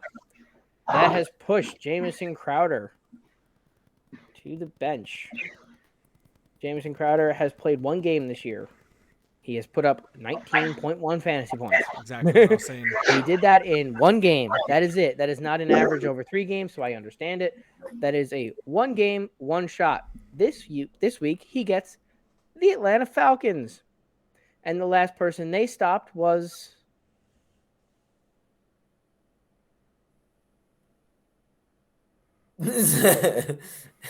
Daniel Jones and the Giants, when both you and I picked them for... Right. Yeah. So unless we pick against them, they're doing fine. I remember that one. And no one's really going to mash the Jets for betting. So here we are. In my opinion, with Elijah Mitchell just coming back, he's just shedding the non-contact jersey. This is a Jamison Crowder start for me.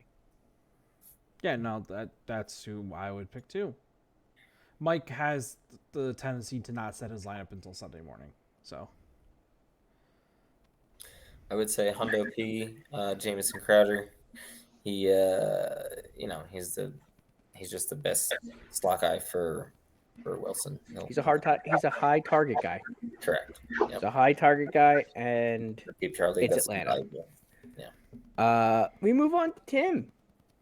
Tim. Yeah. I hope you knew this was coming. I knew it was coming when you brought it up. Bam. Oh, baby. Zach Wilson versus Derek Carr.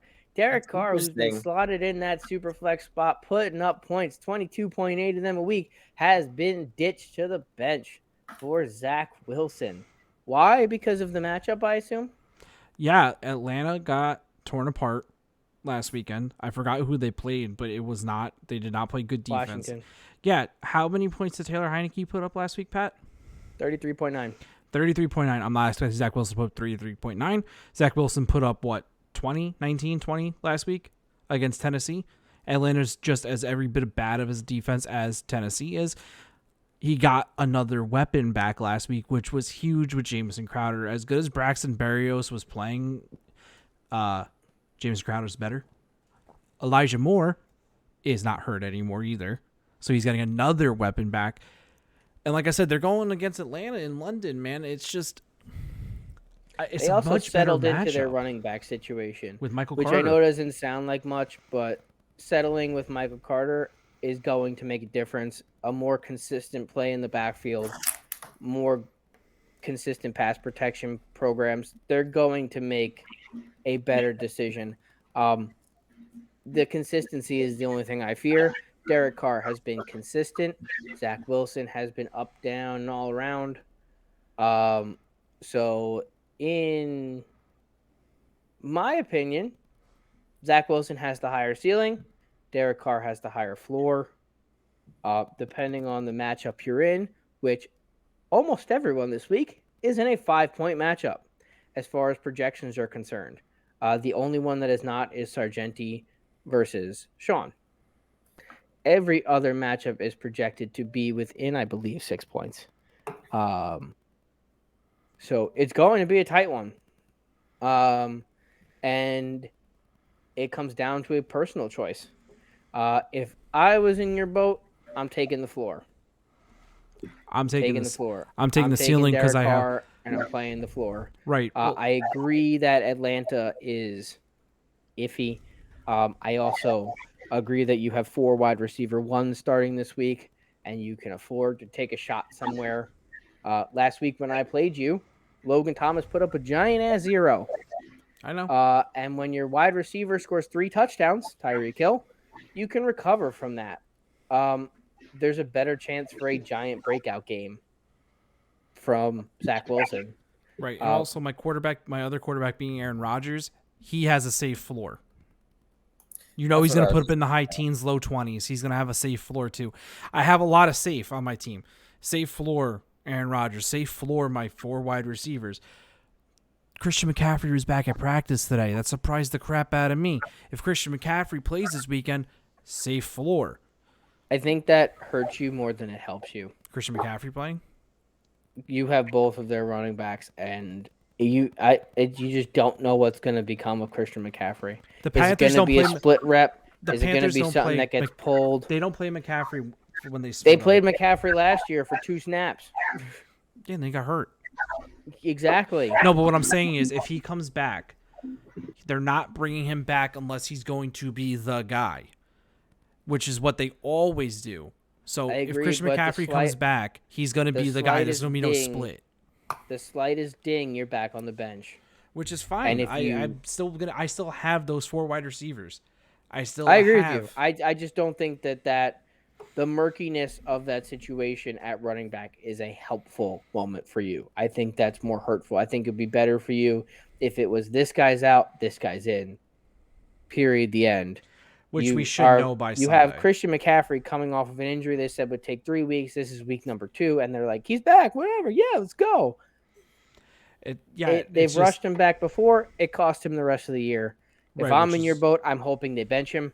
I'm hoping if they bench him, I'm fine with them benching him. I'm hoping exactly. I think you're better off that way. Just start Chuba, call it a day. But we're gonna find out what they do. Let's move it on to Mr. Berman. Oh, you don't want to hear my commentary on that? Oh, please. Let's bring in the Jets fan. I think the clear start is Zach Wilson for 2 reasons. One of which is what Pat said: high ceiling, low floor, or high ceiling, high floor, right? And with the high floor of Aaron Rodgers, I agree with Tim. You start Zach Wilson and you go for the bomb. The other reason is the direction in which the players are moving, right? Derek Carr had a bad game. Zach Wilson had a good game. You kind of want to ride the hot streak in fantasy football, and you want to ride those players. So I think, especially in a $5 Dynasty double flex league where everybody's 5 points away. One's $25. Okay, all right. Whatever it is, I haven't paid yet. You can don't drop it, Pat. I'm going for the matchup. Going for the matchup against the Falcons, who I think Zach Wilson will have a great game against as well, for absolutely no reason. So what time is that game playing over by you? Do you have to wake up at like 6:30 in the morning to watch that? Oh, fuck. It's 9:30 kickoff, bro. 7 a.m. Dude, I have flag football during that day, so I'm gonna wake up, watch the game, and then kind of be watching it on the sideline while I'm playing. It's gonna be tough. So the thing that also gets me is first time in London. For the Jets? No. For Zach Wilson. For Zach Wilson. The Jets played against Miami there a couple years back. Yeah, that's right. We'll see how that goes. We have our opinions. Berman's team. Damian Williams. There's a lot of asterisks here. It's because, well, God only knows. Damian Williams getting his first official start, put up a solid number last week. So that average number is obviously drawn down because he did not start before that. Kadarius Toney did not start before last week. Had a great week. Do the other 2 come back? Slayton, Shepard. There's been no practice so far this week. They both worked to the side today. They have not been at practice. Dallas' secondary is garbage. Las Vegas aside from Diggs. Yeah, well, if that one guy can cover everyone, not named Kenny Golladay, while covering Kenny Golladay, let me know. Trayvon Diggs is very good this year. Yes, and he will be stapled to Kenny Golladay. So, knock down Kenny Golladay a peg. Congratulations. He moves into the same thing as everyone else getting covered by a top cornerback this week. If Shepard and Slayton both miss, what do we feel? I'm still taking Damian Williams. He's a running back, starting running back, guaranteed touches. Kadarius Toney, you look great last week. Doesn't get the guaranteed touches. I always lean towards starting a running back over a wide receiver unless it's a big-time wide receiver because a running back, like I said, will get a guaranteed touches, especially if they're starter, which Damian Williams will be. Plus, he's going against me.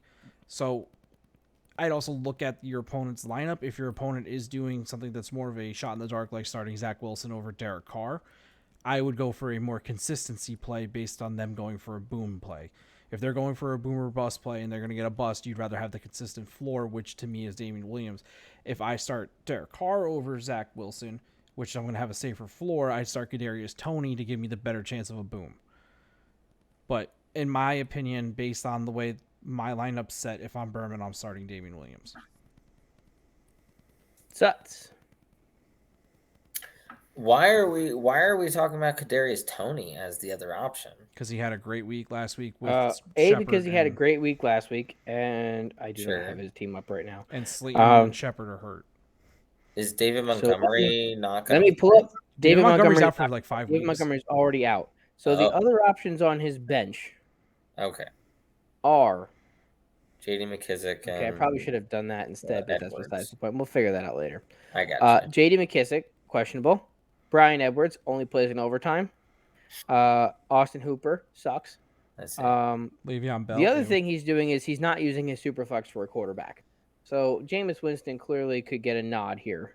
And he could put Cooper in the He's flex. got James Robinson in his flex spot. Switching out James Robinson with Damian Williams makes sense to me because James Robinson has the higher floor. Seems like that means no-brainer. I would have Damian Williams in the flex spot. I would switch out Austin. Jesus Christ, he's that bad, huh? Amari Cooper for Jameis Winston. I think that's a no-brain switch there, and then that would put me between Amari Cooper and Damian Williams. Does that change anyone's opinion of this situation? I'm taking Amari Cooper then. Like I said, if it's a big-time wide receiver, I'm playing a big-time wide receiver. But because it's between Damian Williams and Kadarius Toney, who is the presumptive number 3 option on the Giants offense this week after Kenny Golladay and Saquon Barkley, Damian Williams, but Amari Cooper is 1 or 2. So I did not realize he wasn't using his super flex for that. So that's on me. I know it's a 12-team league, but God, what's going on here? So I think James should be in the super flex, and then if you're looking between them, I think James Robinson should be a starting running back, and then it goes between Damian Williams and Amari Cooper. For me, I'm starting Amari. I just have James Robinson as a starting running back just based off of what time he's playing. He's a 1 o'clock game. Damian Williams is a 4 o'clock game. I'd rather have the option in case something happens to Damian Williams in pregame warm, so he gets hurt. I could put any player there. So that was what we discussed with Ricky last week. Yep. Is putting your Thursday night guy in the spot because he's going to play early. Mm-hmm. You're going to know right off the bat if he's playing or not. Don't leave Rob Gronkowski in your tight end spot when he's playing a super late game. Right, and that's why I regret playing Marvin Jones last week. Merrill, just unmute yourself and go crazy. It doesn't matter if I unmute or mute. I'm getting the sounds from your voice. We like feedback. Don't worry about it. Hit me with the answer. Damian Williams, Amari Cooper. Damian Williams or Amari Cooper? I would go Amari Cooper. Amari Cooper. We're going to start with you. That way you can just speak during this. Oh, look at that. That's right. Ricky has no one on his bench. Anywho, moving on to the next one. We are on the O'Connors. Brandon Ayuk is in their starting lineup. Why? I haven't an answer for you. I don't have an answer for you. I think it's because one of their players is on IR who's not actually on IR, so they can't adjust their lineup right now. That's the only thing that makes any sense to me whatsoever. They have Marquis Brown on their bench. Merrill, go ahead.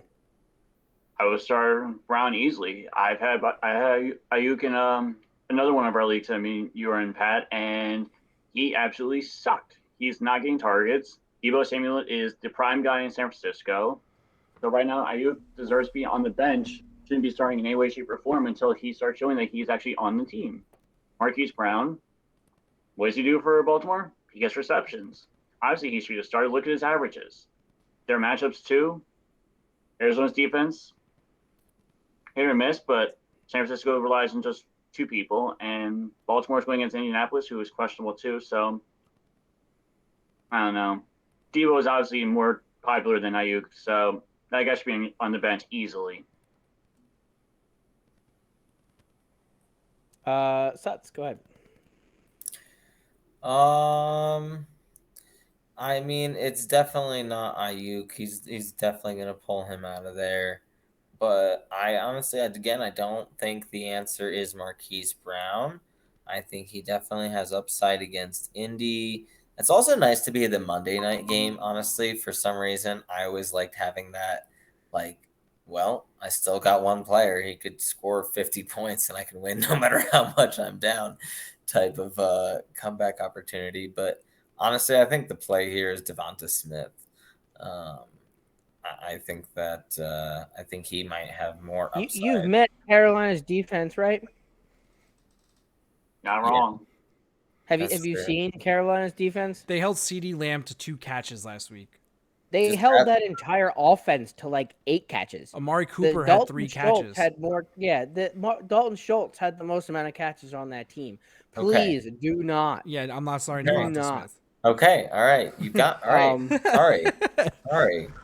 No, Everyone mean else it. may have a different They mean opinion it. of this. Carolina. But I think Marquise Brown is the only other option. Right. Not even sub out Callaway. there. What about Marquez Callaway? No. Marcus Callaway had one good game. He's going against Washington. He's got a shitty-ass secondary. He's got a chance. But Marquise Brown is projected for 14.32 points, which is why he's in this paper. And the rest of them are all projected for less than that, which is why they are not. Also, I think Marquise Brown has the better day. And I think Marquise Brown shouldn't even be in this conversation because I think he should be starting. And I think the real question should be, do you start Ben Roethlisberger or do you start one of the other wide receivers still not named Brandon Ayuk? Because I'm still not starting Brandon Ayuk. I would starting start Michael Carter. Michael Yeah, I Carter. was I gonna would say, start that's almost what- that was anyone. where I was gonna I'd go. start almost any of them over Ben Roethlisberger right now. But as we discussed last week also, Ben Roethlisberger is the guy who's going to either throw 5 touchdowns or 5 interceptions. You never know what kind of thing he's going to put up. And he's going against Denver. And he's going against Denver. Yeah, is he's gonna going to be be a on the tough ground a lot. secondary. A lot be of tough passes to secondary. Najee Harris and Deontay Johnson. Najee Harris, get ready, baby, because here they We're gonna come. get that incomplete chant going in the stadium. Here we go. Merrill. I did a lot of New team name again. And back to not team's backups, FYI. The other name is worse. So I'll take what I can get. I was close to the other name. I saw you changed it. I'm very proud of you, Pat. Thank you. No, it showed up on the. Oh, yeah, on I the know it did. I stream. had It will to show stop up on the sharing and video. then change it. I Also, know it did. How long have you known me and my brother? I would love to tell you this. So I could take a picture of where my computer is located that I was typing this on. It's located behind my other computer. I was looking up stats while typing. You on have that a one, you have a and whitehboard where it I has a thing where you completely count how many times I messed didn't hit that a up. button. But yet Yeah. you've known me for almost 2 decades. You know my brother for 2 decades. How do you spell my last name, Pat? I left out the last A for savings. The last A is the only A. It's okay. Well, then I left that one out. I think we need a little counter on your whiteboard back there for you. All right. I have a couple of counters on there for me, so don't feel bad. They're all at 0. Merrill, you got Michael Pittman, who's put up a very healthy average week to week. Week to week, he's put up a consistent amount of points. They haven't been great. Van Jefferson has boomed. Van Jefferson has busted. Van Jefferson is going against the Seattle secondary. For me, I think you have the right person in. I think Michael Pittman is the play. That is your current position. But Van Jefferson has a very high ceiling, right around the He 20 does. range. Michael Pittman has shown that his ceiling is right around 13 right now until he can find the end zone. Baltimore doesn't seem like the opportunity to find the end zone for me. What are your thoughts on your own team and your decision going into this? Bless you. In this case, if I look at my team, the way I see it, I have options I could look at if I don't want to do Pittman. I mean, I still have Juju I could start, but 2 Pittsburgh wide receivers, questionable. Cole Beasley, he either does good or does bad. So really, those are my options. I'm not going to put a running back in. Jamal Williams, no. I need a wide receiver. So honestly, if the guy's averaging at least almost 13 points, which I'm winning weeks with, he puts up numbers, which is a good thing. I had some bad weeks from other players, but you know what? I'll take a guy who's still getting targets over. Tough to say. I mean, yes, Van Jefferson does have a good ceiling. He has strong potential. But I'm like, do I take that risk or do I not? Because the Rams and Seattle always give each other fits. So I don't know how they're assuming. And Baltimore, they're either good, they have good weeks or they have bad weeks. And Pittman's averaging enough for me to trust him. Sticking with the solid floor. Yeah, so what's the rest of your lineup choice. look like? Does your lineup look like it's all floors? Do you look like you have a lot of booms? Like, what do you got going on with your starting lineup? Because I don't know your team off the top of my head. I know you got Devontae Adams and Aaron You Jones. just traded him half his team. How do you mean you don't I know did his not. team? I I traded traded two two people. players, but yeah. So obviously I have Kyler Kyler. Murray, so that's fine. A high floor. He's Very set high up. floor. Very Aaron high floor, Jones, especially he against can San obviously put Francisco. up good numbers. High floor. Devontae Adams obviously High can put up good floor. numbers. Evans, yes. Claypool, if he plays, I think he has a good ceiling. See what he can do. Robert Tonyan, is he gonna be the guy that Aaron Rodgers goes to again? Because last year you saw him, 11 touchdowns. Tanya's why I grabbed touchdown him in- dependent. And who I are grabbed you him all? in our ESPN league, and I picked him up in this league because I realized he has the potential to put up some good numbers. Who are you Not going against? this week. Yeah, sucks. That's what I'm getting at. Me? You're going up You're against the looking at him. highest In which scoring. case, Merrill, you're going up against the honestly- highest scoring team in the league. I understand. This is a matchup Yeah. where I'm going. To be honest, and you don't have to do what I say. Honestly, for me, Don't I'm give him going advice. after. I'm chasing the points with Van Jefferson. Ooh. The Oh, wow, Rams yeah, got so- embarrassed last weekend. I'm chasing the points everywhere for his team. I'm benching Yeah. Claypool. Yeah, Yes, He's questionable. I'm a He's been chaser. on and off with practicing. I'm putting in Cole Beasley. yeah. He's got a high ceiling. Let him get those touch. It's either going to be Beasley or Knox, and it comes down to who gets that touch. Stephon Diggs is going to get his touches, but he's majorly covered throughout the entire game. Majorly covered. So for me, Beasley and Jefferson are both in this lineup. Pittman and Evans, who have Pittman and Claypool, who have two very tough Matchups. defensive matchups, are out. Is it going to come back to bite you in the ass? Maybe. Probably. No, there's a possibility. But Let's have the fun. But you need the points this week going against the highest scoring team in the league. I'm taking Van Jefferson. Like I said, the Rams got embarrassed this past weekend by Arizona. They want to make a statement going against another division rival on Monday night. I'm expecting a big game out of Stafford, which means a big game out of Kupp, which means a big game out of Van Jefferson, and maybe a big game out of Robert Woods. Tyler Higbee should be fine. But I firmly think, based on what I'm seeing, Van Jefferson is... We know your lineup. Van Jefferson's No, I moving just up. fixed it.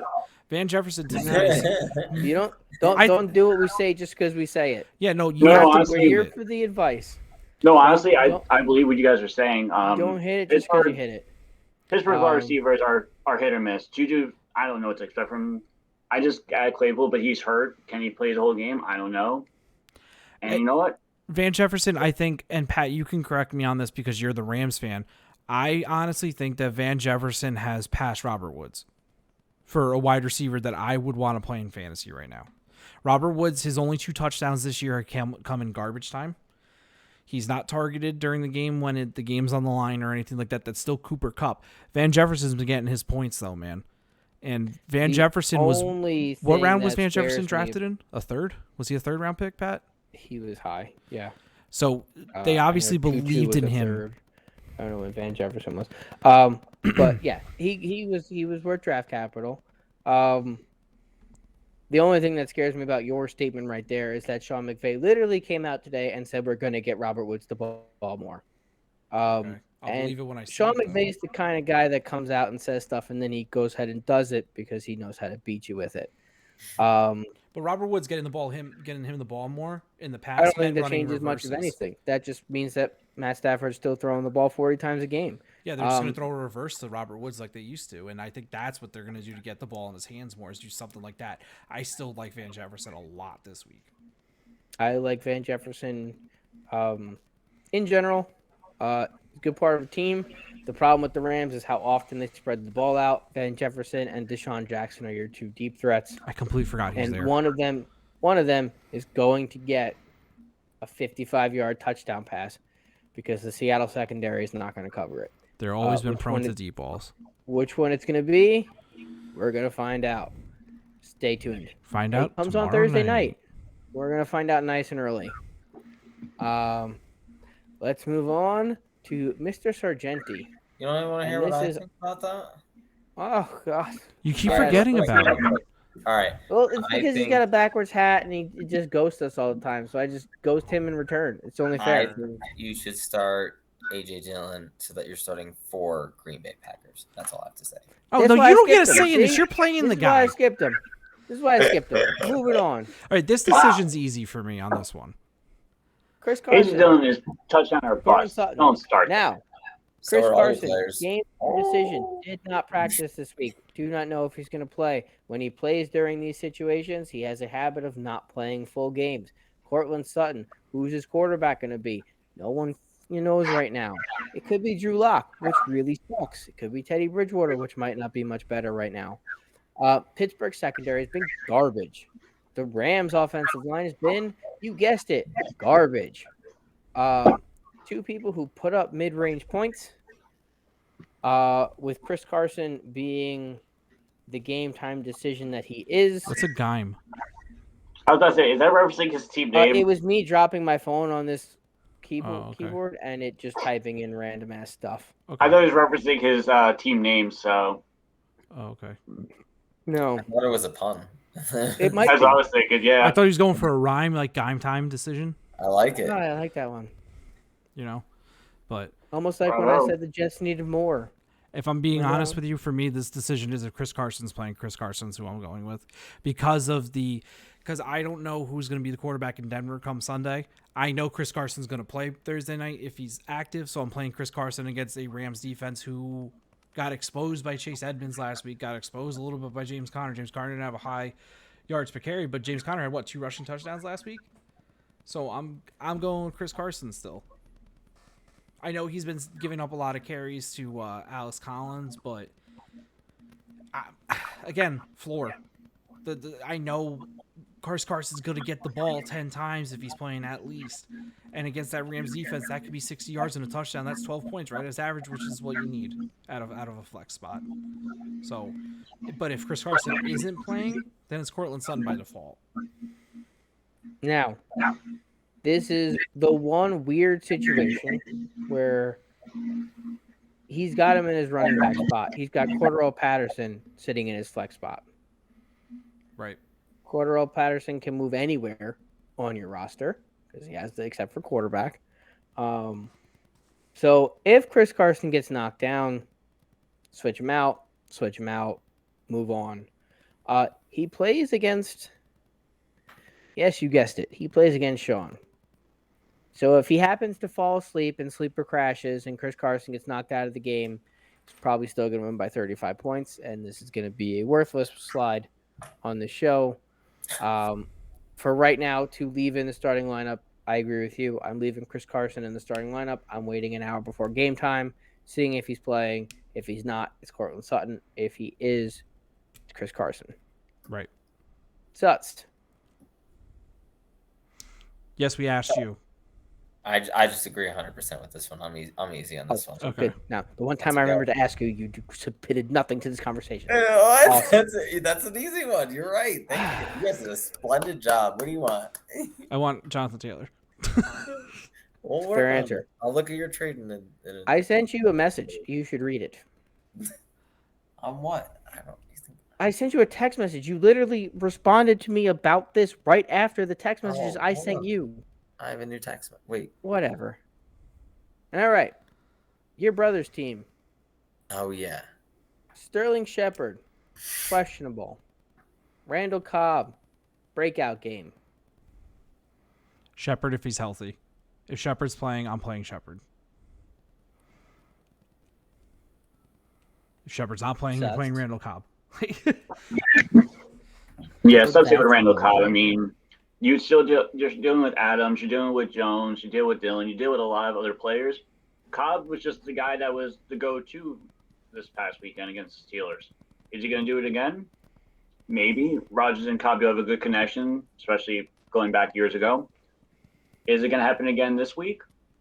Possibly. I don't know what to expect, but do you trust Shepard, who is more of a wide receiver 1 or 2 for who he plays for, or do you rather work with Cobb, who is a potential wide receiver 2 or 3, based on who else plays for Green Bay? So I feel like Shepard would be the better option than Cobb, I think, because if Shepard's healthy, he's going to get targeted. If it's Cobb, he might get targeted. I don't know what to expect, but that's just my opinion. I'm going to go on the side of all of you this time. I'm going with Randall Cobb. Even if Shepard's healthy. Even if Shepard's healthy. Daniel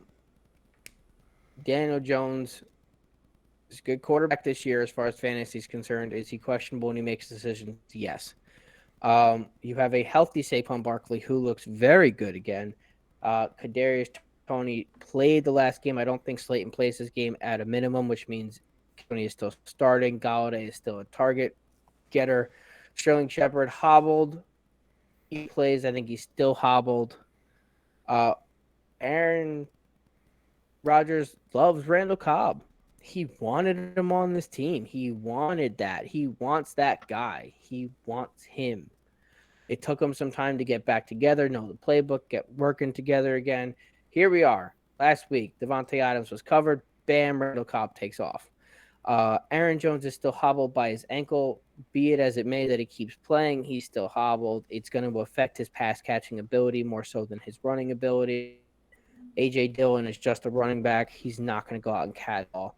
Randall Cobb will run every short route. He'll cover the middle of the field. He'll do everything you want someone to do, which is why Aaron Rodgers loves him. If Aaron Jones is still hobbled, which I think plays more of a role than Sterling Shepard being hobbled, I think Randall Cobb still puts up a solid 7 to 8 targets, catches 6 of them, puts 50 yards behind that. That's 13 points. Put one in the end zone. That's 20.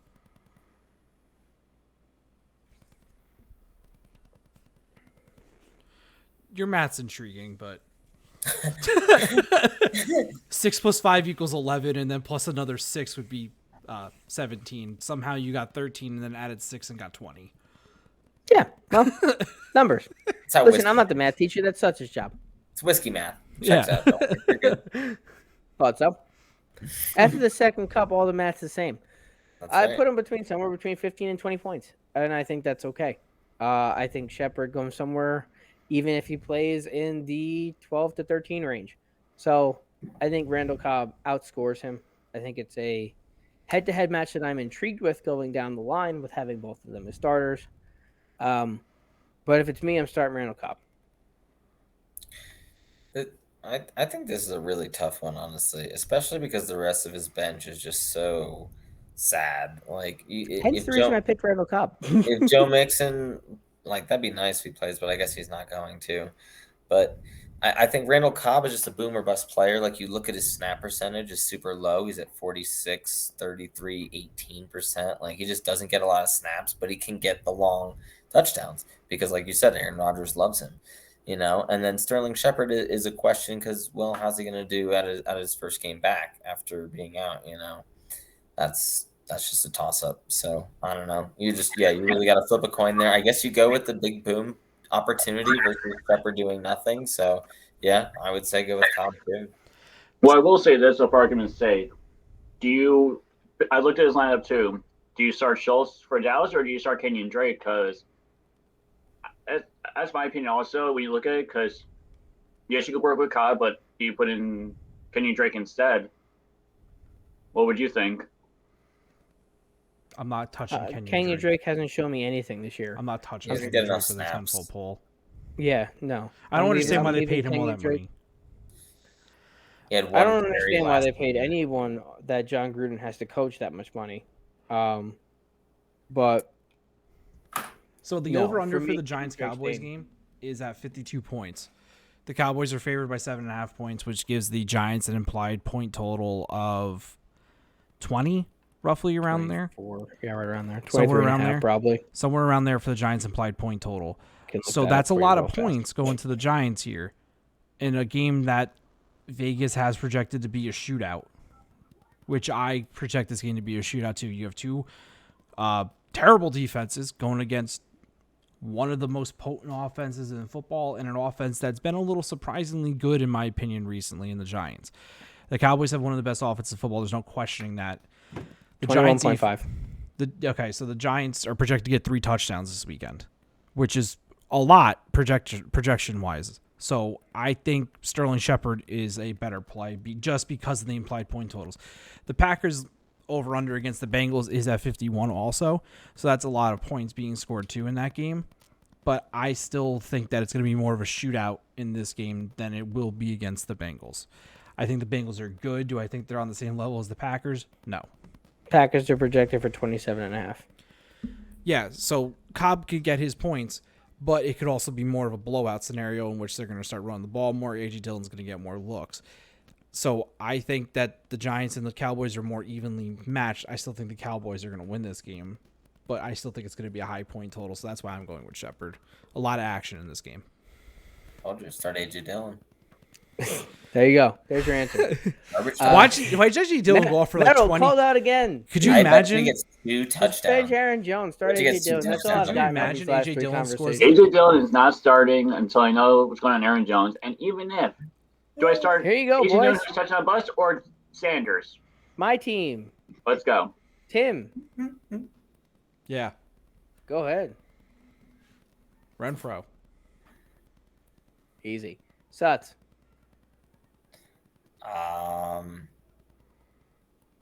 I mean, you're trying to trade me Robert Woods, so I kind of want to. Well, this is with the understanding that A.J. Brown plays this week.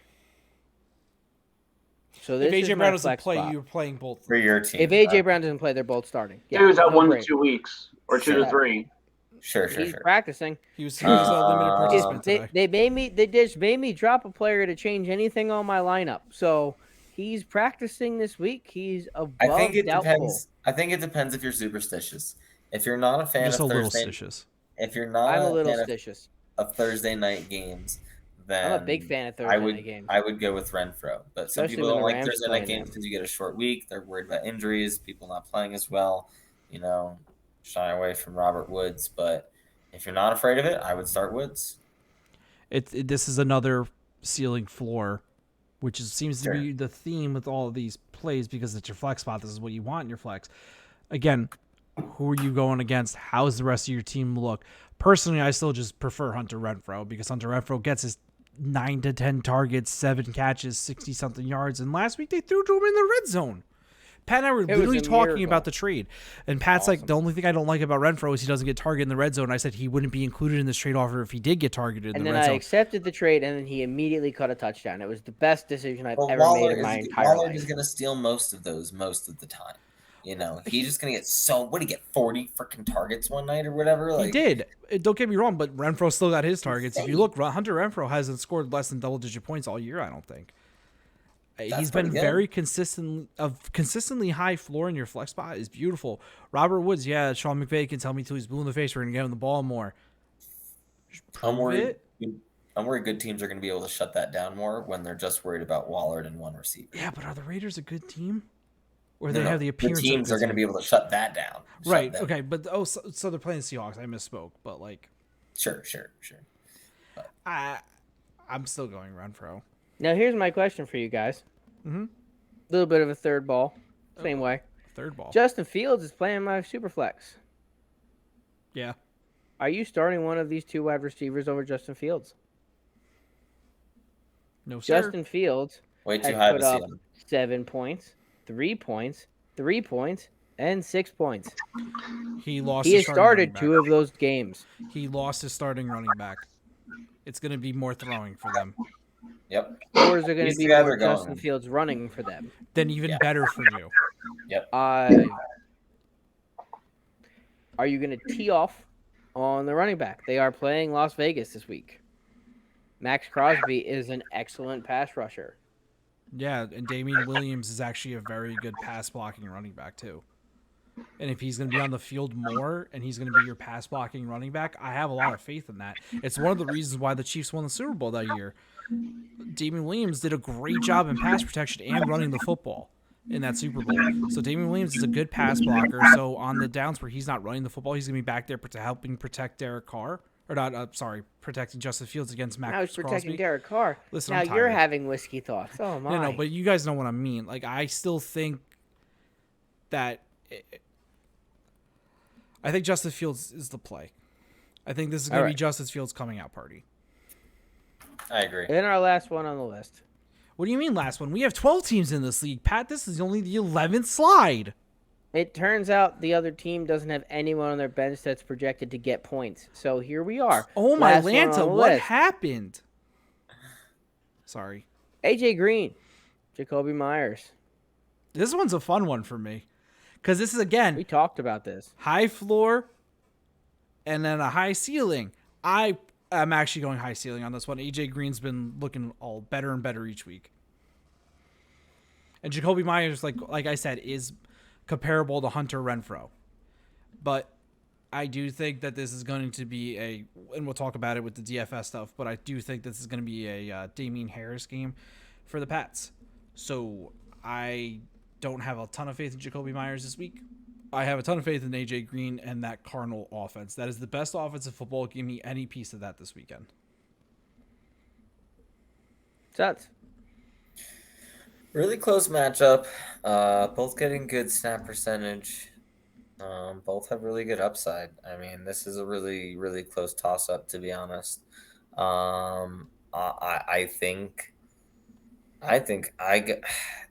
I mean, I don't know, man. You really can go either way. I love the Arizona offense. I think AJ Green's doing great there. There's just a lot of mouths to feed there, too.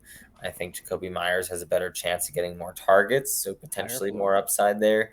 So, honestly, I would go Myers because of the matchup, I think. Merrill, take the ceiling with AJ Green. Take the floor with Jacoby Myers. Honestly, I feel like I would go with Myers over AJ Green. Not because I had AJ Green in the past, but I'm just thinking, who's going to be the target for Arizona during the game? Is it going to be Hopkins? Will it be Christian Kirk? Because it always varies. Either Kirk gets the target or AJ Green gets the targets. Who's the next man up this time for this week? Jacoby Myers is becoming the guy that Mac Jones likes to work with next to I don't remember his name. There was another guy. Someone just dropped in one of our leagues. Nelson Aguilar? Kendrick Bourne? No. Kendrick Bourne. I think so, yeah. He was one of the other targets that's been working with Mac Jones. So it's a toss-up. I agree with both you guys. It's a very tough choice. I don't think you could go wrong in this choice.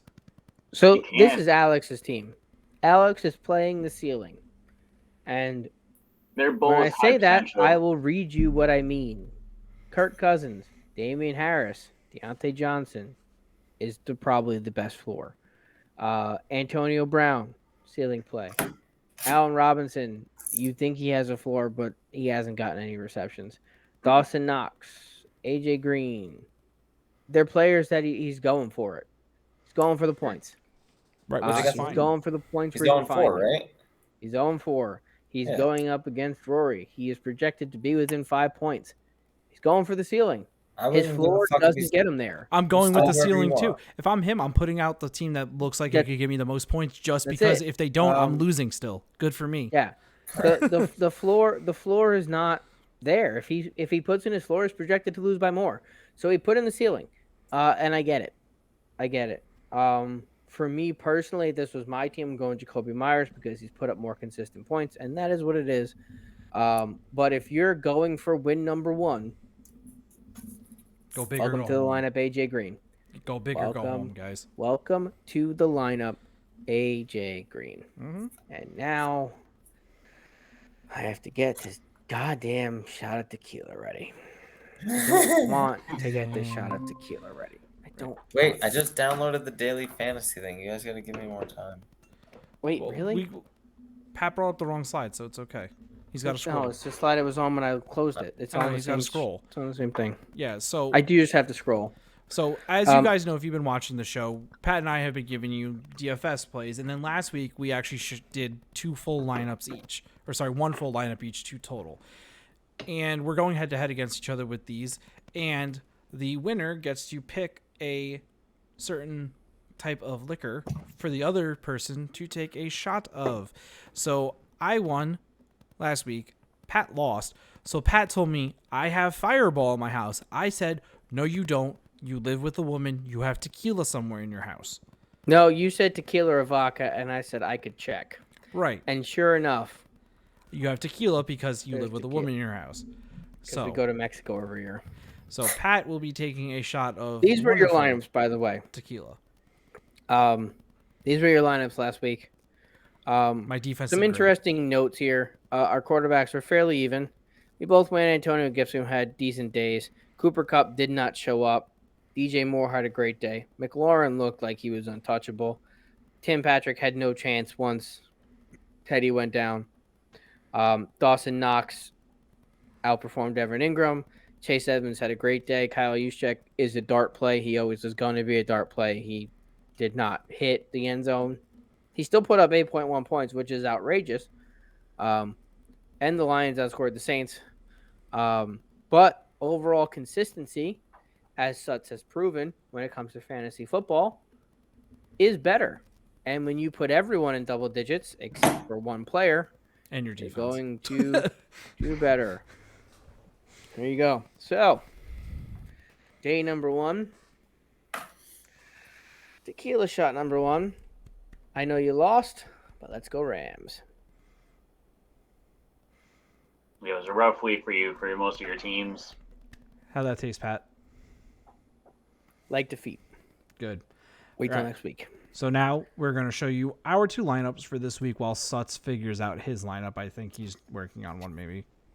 I was trying to. I don't know if I can get it going. We'll see.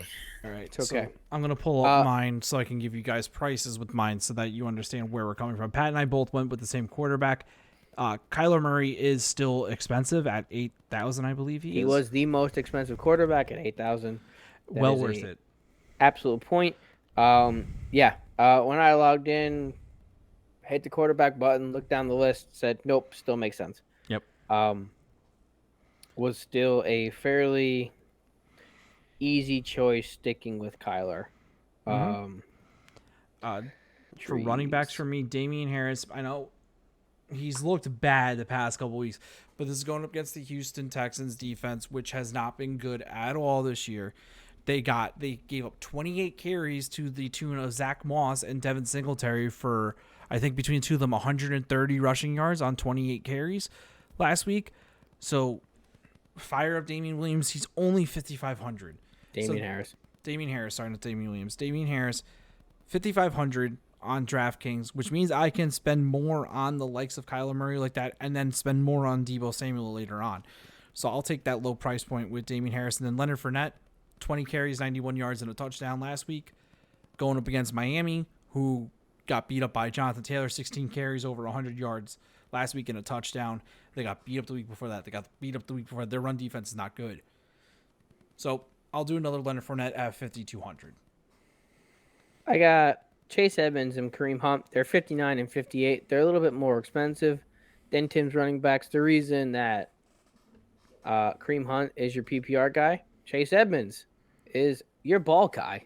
He's been getting every single touch. He's been in high double digits the entire year, which I did not expect. I didn't expect Chase Edmonds to be that high. I was wrong. Imagine that. Doesn't happen 6 times an episode. Yes, it does. So I was wrong. Happens. So I will gladly spend. There's my double stack right there. Arizona players, Kyler and Chase Edmonds. The reason Deebo Samuel's on this list, expect a shootout. Expect Trey Lance to whip the ball down the field. He showed that Deebo Samuel was his favorite target during last week, and I expect it to continue. Deebo Samuel's ceiling and floor have both been immensely high. Expect it to continue. Available at 7,100, which I think is a steal. Mm-hmm. A complete steal. I don't really. For a know guy that's how else averaging to say 25. that. He's averaging 25 I don't get it. points. He's averaging 25.2 fantasy points, and he's 7,100. They're just expecting Trey Lance to suck. That's the only thing I can expect here. Right. Is that they're saying Trey Lance is not going to come out right. and throw against the Arizona defense, which just shut down Matthew Stafford until garbage time. So I get their hesitation. He's a rookie quarterback, but the fact that it's keeping the price that low on a player with that much potential, couldn't stay away from it. Devontae Adams, I locked in. We talked about Randall Cobb already, which I do think is going to have an impact in this game, but I do still think Aaron Jones is hurt. And I think there's going to be a lot more throwing. I think it's going to be a lot more down the field. Cincinnati's secondary is not all that great. Devontae Adams is still going to get 10 to 15 targets a game, which is outrageous to say out loud. But here we are. And then rounding out my wide receivers was Kadarius Toney at $4,000. We talked about Toney earlier. I have a little asterisk next to him. The reason for that is I'm only taking him if Sterling Shepard and Darius Slayton are out this week. I did discuss with Tim the fact that if both Tennessee wide receivers mixed, I was going to switch over to Josh Reynolds. And if all 4 Giants receivers and Titans receivers played, I was going to take the overtime wonder that is Bryan Edwards. Okay. My wide receivers, same thing with Pat with Deebo Samuel. San Francisco's need to throw the ball to keep up with Arizona. Who are they going to throw the ball to? Deebo Samuel. It's been who they've been throwing to all year. Locked and loaded for me. Kenny Galladay going against Dallas. He's going to get Trayvon Diggs. I don't think Trayvon Diggs travels with the number 1 receiver. Trayvon Diggs stays to one side of the field. The Giants will move Kenny Galladay all over. Kenny Galladay's been looking like Kenny Galladay recently. So I think, especially if there's no Sterling Shepard or Darius Slayton, especially Darius Slayton, I think Kenny Galladay has value because he'll be more of a deep target guy without the guy taking off the top of the defense. So I think Kenny Galladay is going to be good, and he's still cheap at $5,900. And then AJ Green, I need a stack in my lineup, so I went with that stack. Kyler Murray, AJ Green, because it was cheaper than a Kyler Murray, DeAndre Hopkins stack. Tight end, Mike Gesicki. Same. Jacoby Brissett likes him more than Tua Tagovailoa, whatever his last name is. Tua sucks when it comes to throwing to tight ends. Everyone else who has played quarterback for the Miami Dolphins has thrown 8 goddamn passes to Mike Gesicki every single week, and he has performed. He's caught them all. He's scored touchdowns. He does it with everyone except Tua, who doesn't seem to understand that the tight end on the field is actually an eligible wide receiver. Yeah, probably because Alabama doesn't have any of those. And he doesn't know how to find him. It's the most depressing point of owning Mike Gesicki in a fantasy league is because everyone but Tua Tagovailoa throws him a touchdown pass once a week. Or he's arguably the best pass catcher on that team currently. Jalen Waddle could be better than him, but I trust Gesicki more than Devontae Parker. But I think Gesicki's good. He's a good tight end. Throw him the damn ball. He's an excellent tight end. My flex, Marvin Jones Jr., he had to put up a dud last week. He's got a nice matchup this week against Tennessee. See, last week, Corey Davis. Marvin Jones Jr. doesn't have DJ Chark there to take targets away from Tennessee. Secondary is awful. So expect Trevor Lawrence to throw some targets to Marvin Jones Jr. I like him a lot this week. I just don't have a place to put him in in the lineup that I have him. But this lineup, DFS, 5,700, nice price point for Marvin Jones, and I think he's got a lot of upside against a terrible defense. I double stacked tight ends because they were cheap. Dalton Schultz has been getting looks the last 2 weeks. I expect it to continue. I'm hoping it continues.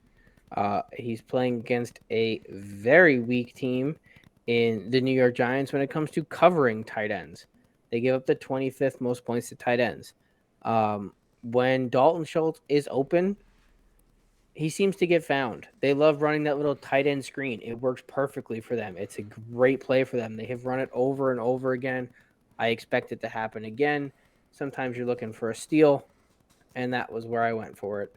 And then my second steal, as always, is picking one of the worst defenses of the week and hoping they perform. Last week, the Lions put up points, and the Saints did not. And the Saints cost a lot more money than the Lions did. Here I go again. The Houston Texans are playing the New England Patriots. And Mac Jones looked great last week. And Mac Jones is going to throw 2 interceptions this week. And the Houston Texans are going to be fantasy relevant. Congratulations. Damian Harris still sucks. Anyway, continue, Tim. I went with the Pittsburgh Steelers. For all intents and purposes, they still have a good defense. That's the one thing besides Deontay Johnson that works right now in Pittsburgh. Najee Harris works because Ben Roethlisberger can't throw the ball more than 2 yards. Big tree fall hard. And if Drew Lock's the starting quarterback for the Broncos this weekend, the Steelers are a steal at 3,300 for a defense. This is a defense that should be in the 4,000 range because of Drew Lock being the quarterback. I will say that if Teddy Bridgewater is playing this weekend, I'm going to pivot off of the Steelers and go to the Minnesota Vikings over against the Detroit Lions. But if it's Drew Lock playing quarterback, Steelers are locked and loaded at 3,300, which is a bargain for that defense against that quarterback. I agree. I picked up the Steelers in a couple of fantasy leagues where they were available because people had dropped them because they haven't put up a very good fantasy week yet, which is fine. But as long as if Drew Lock starts, which doesn't look like he's going to, because the Broncos really don't want him to, that's what you're looking at. And that's why Cortland Sutton's on my player to switch in list. It's why the Steelers aren't on my daily fantasy list. It's because I do believe Teddy Bridgewater still gets a start this week. Drew Lock sucks. He does. Teddy Two Gloves is the man. All right. Suts, do you have a fantasy team or he does? All right. We got Sam Darnold at the top. We got Chuba Hubbard, which means we are assuming that CMC does not get a start. Derrick Henry coming in as our RB2, which is really our RB1, which is fine. Derrick Henry, great value as always. Deebo Samuel, we've already talked about him. Mike Williams, big target guy. No brainer on that one. Chenault Jr., you are once again betting on DJ Shark being out and Chenault Jr. getting all the touches. That is understandable. I'm a big fan of Chenault going into this. I have been targeting him in places where people have them on their trading block. Yeah, you want to trade me for him. I do want to trade you for him. But I will say this. Trevor Lawrence is still your quarterback. DJ Shark is now out, which means your number one cornerback is now covering him. Beware of overvaluing rookies in their first game as a starter. I cannot read your next player to save my life. Cook. Really? Now you're just going with your own fantasy team to kind of suck yourself off, which is fine. Is that Equiminius St. Brown? No, I'm I ran Brown? out of money. Oh my! Yeah, because I was going to say, how did you have this lineup? I had and then you have the Eagles defense. I couldn't afford Kyler Murray. The Eagles defense going against the Carolina Panthers, which is a dumb fucking decision. Wait, did you? I ran out of money. All right, send me that because I'm putting you on this and making you take a shot next week when you lose miserably to all of us. I'm going to make it real if you want to put it on this. Hold on. What did you think we were doing, fake ones? No, that's Suts' list. But that's Suts' team. Tim, you got it. Close it out. All right. Well, this has been a fun episode. I hope you guys enjoyed watching. I want to thank Matt Suts and Michael Merrill for joining Pat and I. As always, guys, have fun. Like, subscribe, comment down below, share the podcast with your friends, and for God's sake, set your lineups. I comment. You guys should comment too. Yes. I commented back to you. Yes. So we respond to comments. Don't worry. We will respond to your comments. Just have a good night, everyone. Later.